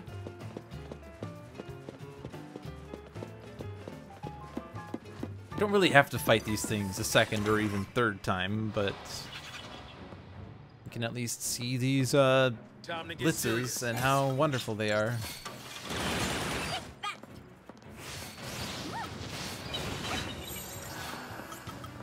Follow the old man's lead.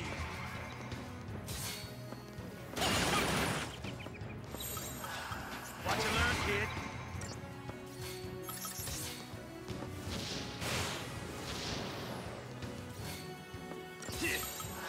You got this, Vanille.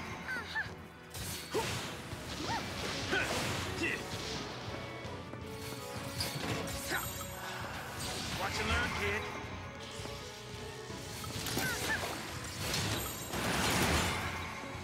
To the victor go the spoils.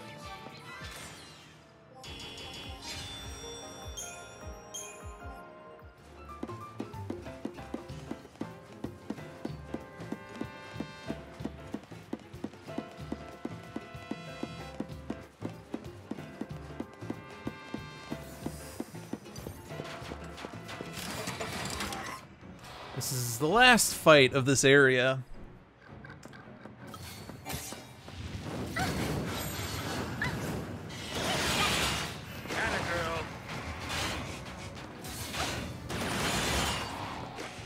Bullseye.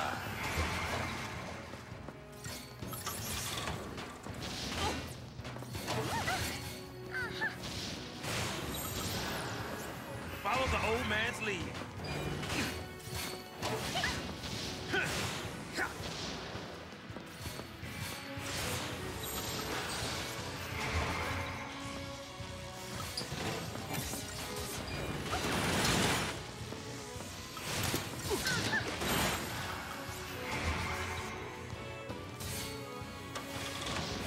Holding up, kiddo.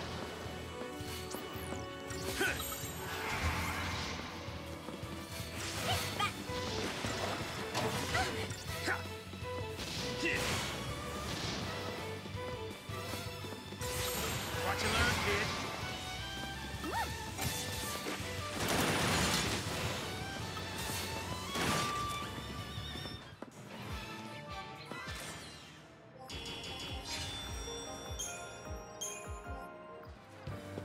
Alright.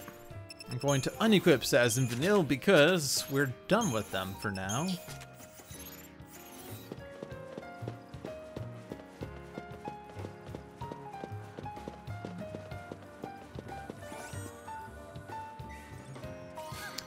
$300 gil.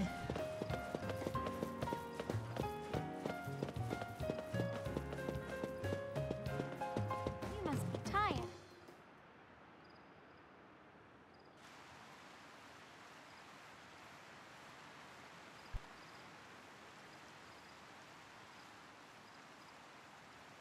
We gotta sleep somewhere. This look okay? Yeah. Fine by me.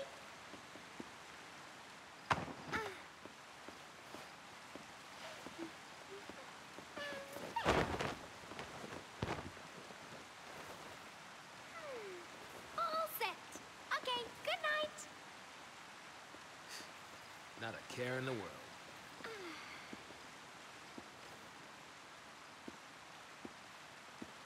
Oh!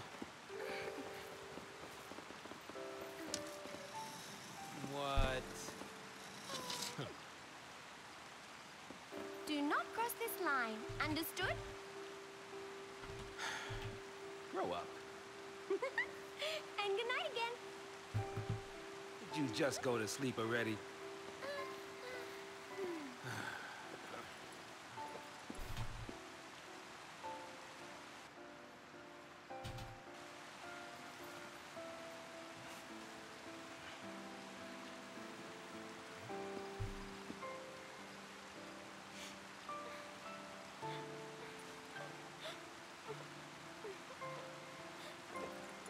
Still a kid.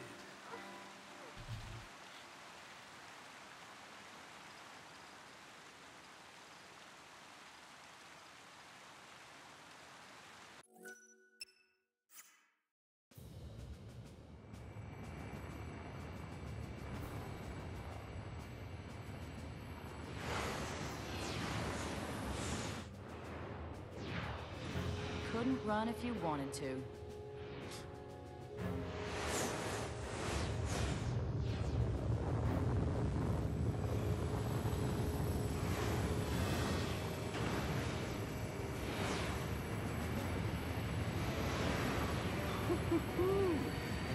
Look at you!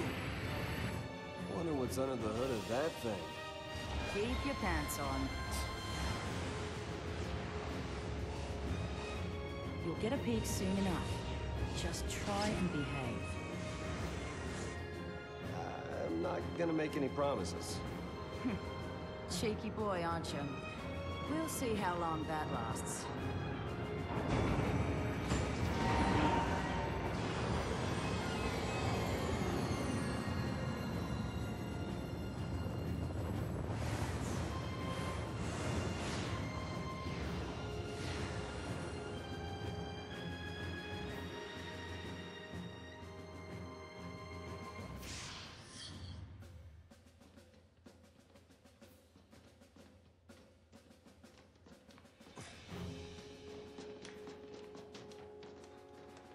He's come to meet you.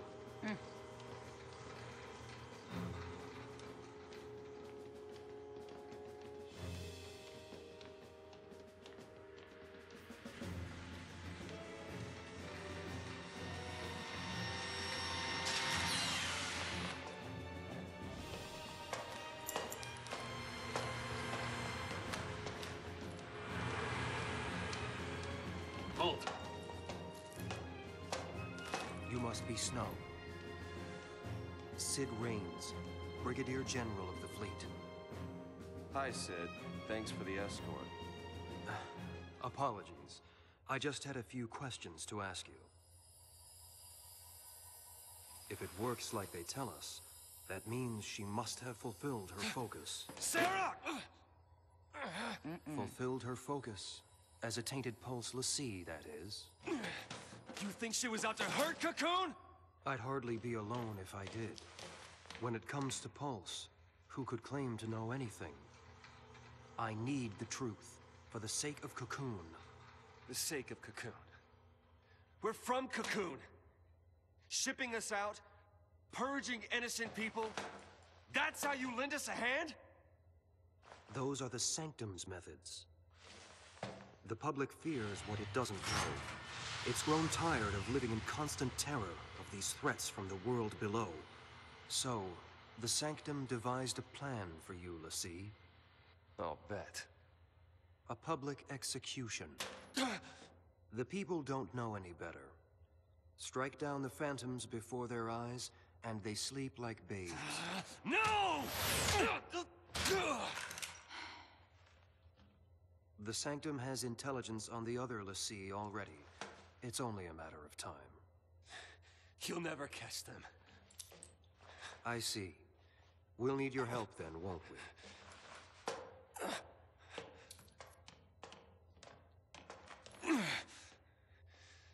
Sarah.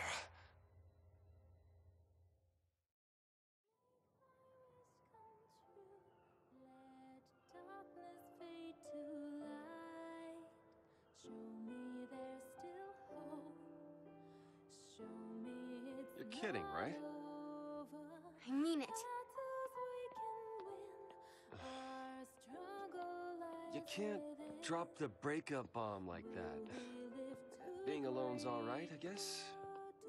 Yep. Always was until we met. Then we did. And now I know there's something better. Being with you. We've come too far to quit now. It's not your choice. You really want to leave me? I don't want to. I have to. Listen, it's over. Please, just stay away from me. What happened? At least tell me that. If it was something I did, just say it.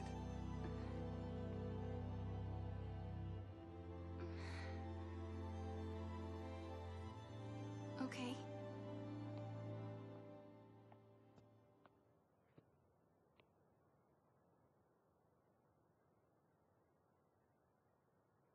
Look. Branded by Pulse. I'm a Lassie. No. Enemy of Cocoon. Danger to us all.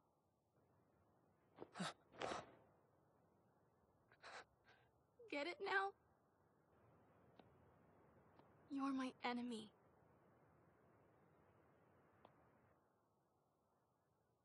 Goodbye.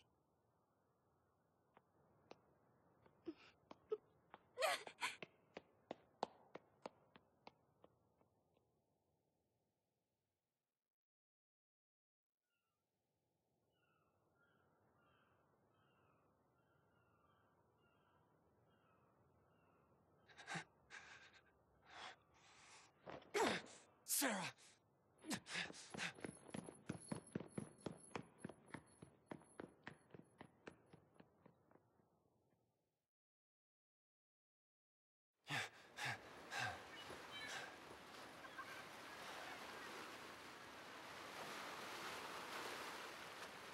Sarah, where are you?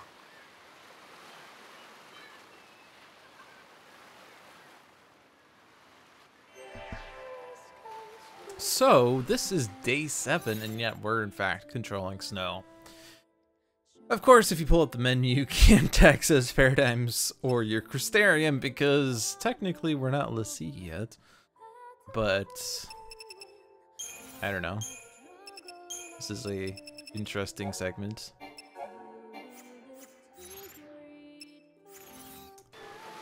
So, look at these rocks that magically appeared behind Snow while he was talking about Sarah. This seems highly convenient. I love the invisible wall here. Also, you clearly can't walk into water.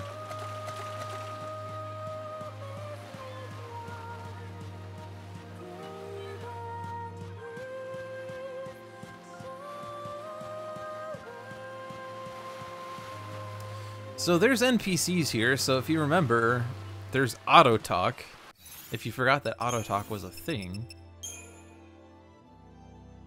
I think there's maybe something about that somewhere, I don't remember. Spend the whole day here, couldn't you? Use a drink. Spend the whole day here, couldn't you? Come on, stop pouting. Promise me you won't do that anymore. I promise. I'll never make you cry again. Better not, mister. See, this is how you should react to affairs. Come on, stop pouting. Daddy, where do waves come from?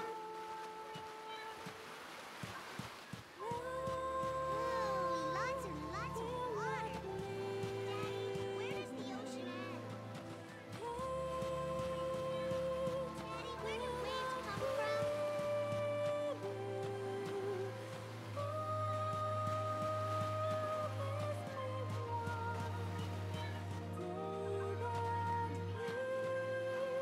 That's because you're with me, and I'm with you. This feeling last forever. Sure it will. What could go wrong?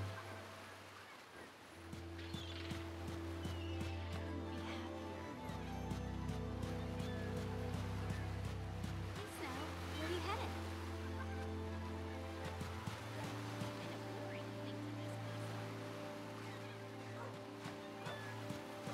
Hey, Snow, where are you headed? Put on a few pounds, so Godot's helping me train. I'm jogging with Huge later if you want to join us. Put on a few pounds, so Godot's helping me train. Race it to the water cup. Donkey! It is a hot one. You want to cool out too? Okay, come on, let's go hit those waves.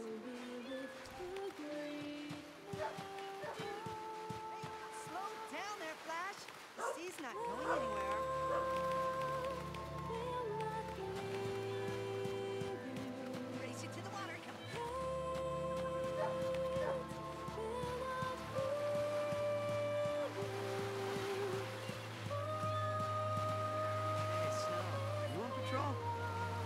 creeping around today. Beasties on state. You on patrol? Sarah? Nah, she hasn't been by here. She's all tuned up, oiled, and ready for action. Probably won't be seeing any today, though. No monsters around. Oh, you gotta take me with you next time. I want to help take care of monsters before the army does, and be a hero like you. I've been scanning the military band, but there's nothing much going on. It gets boring when no monsters show up for a while, huh? Sarah's been looking down lately. You didn't go and do something, did ya? Shouldn't you be looking for Sarah? Shouldn't you be looking for Sarah? Guess that's all he has to say. It's of course Mackie, if you forgot. All these other NPCs are nameless.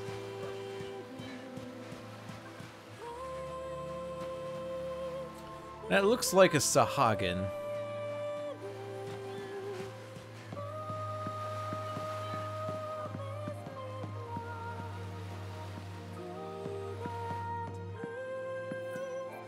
Sarah's not with you, big guy. Troops came through a while ago. Said they couldn't be letting armed civilians go off hunting monsters on their own. Who cares what they say? The army's no match for Nora, right? That Lightning's a soldier, all right. Stubbornest thing I ever saw. If you and Sarah decide to elope, I got your back. Hey, boss. What's got your smile upside down? Takes a lot to knock you down, but you sure hit the bottom when something does. Been like that ever since you was a little squirt, huh? I tell you before, I saw a couple of girls hanging around the vestige. Weird clothes. Something about them didn't sit right. How come Sarah's not with you, big guy? Seems like he's looping now. How'd you like the new look? No decent clothes in Palanpol. Had to go all the way to Eden to get them. SciComm had a security checkpoint set up on the way to Eden.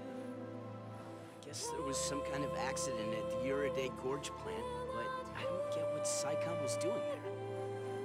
Why send SciComm in to deal with an industrial accident? Kinda tired of hunting down wannabe monsters. Wish something would happen to shake things up a little. Give old Nora a chance to really strut its stuff. I know, you don't have to tell me. Girl trouble, right? This is why I date guys. Figured something must have happened. You were with her, weren't you? Didn't you notice? Would it help if I went and asked Sarah what was wrong? Nora's just not Nora when you're like this. Look, if there's anything I can do, just say the word, all right? Would it help if I went and asked Sarah what was wrong? Would it help if I went and asked Sarah what was wrong? Nora's just not Nora. I don't trust that.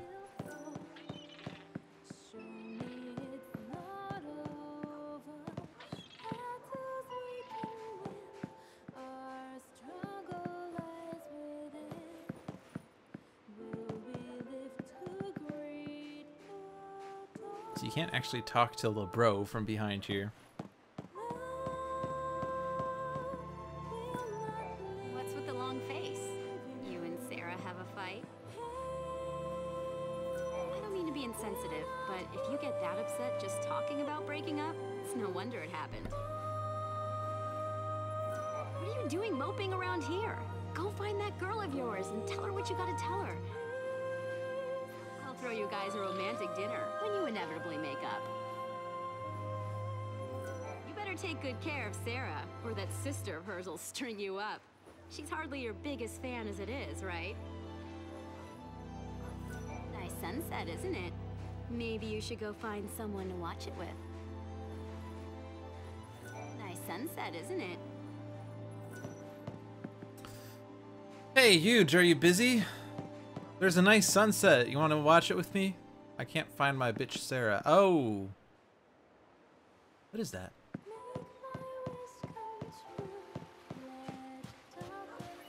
Boring when things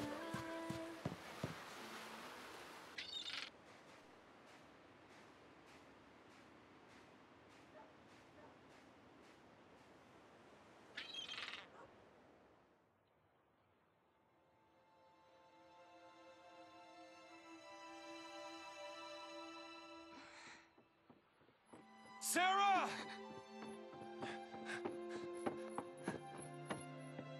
What is your focus? Let's see, have a focus, right? I'll go with you, help you do it. Just let me. No, if you're with me, the sanctum I will be with you, no matter what. We've come too far to quit now.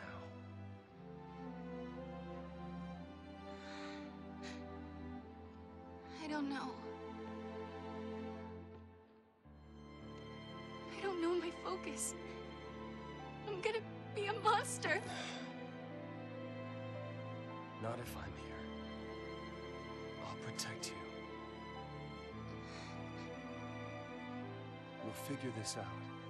Do it together, okay? Okay.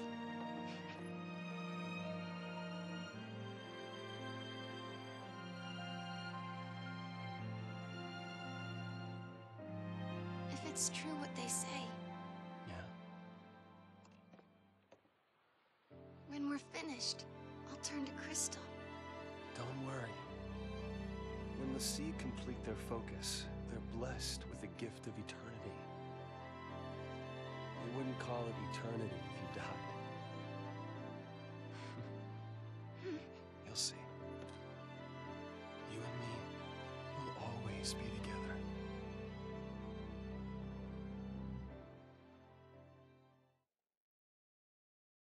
Even if death was all that she had waiting, nothing would have changed. Sarah was brave enough to face it.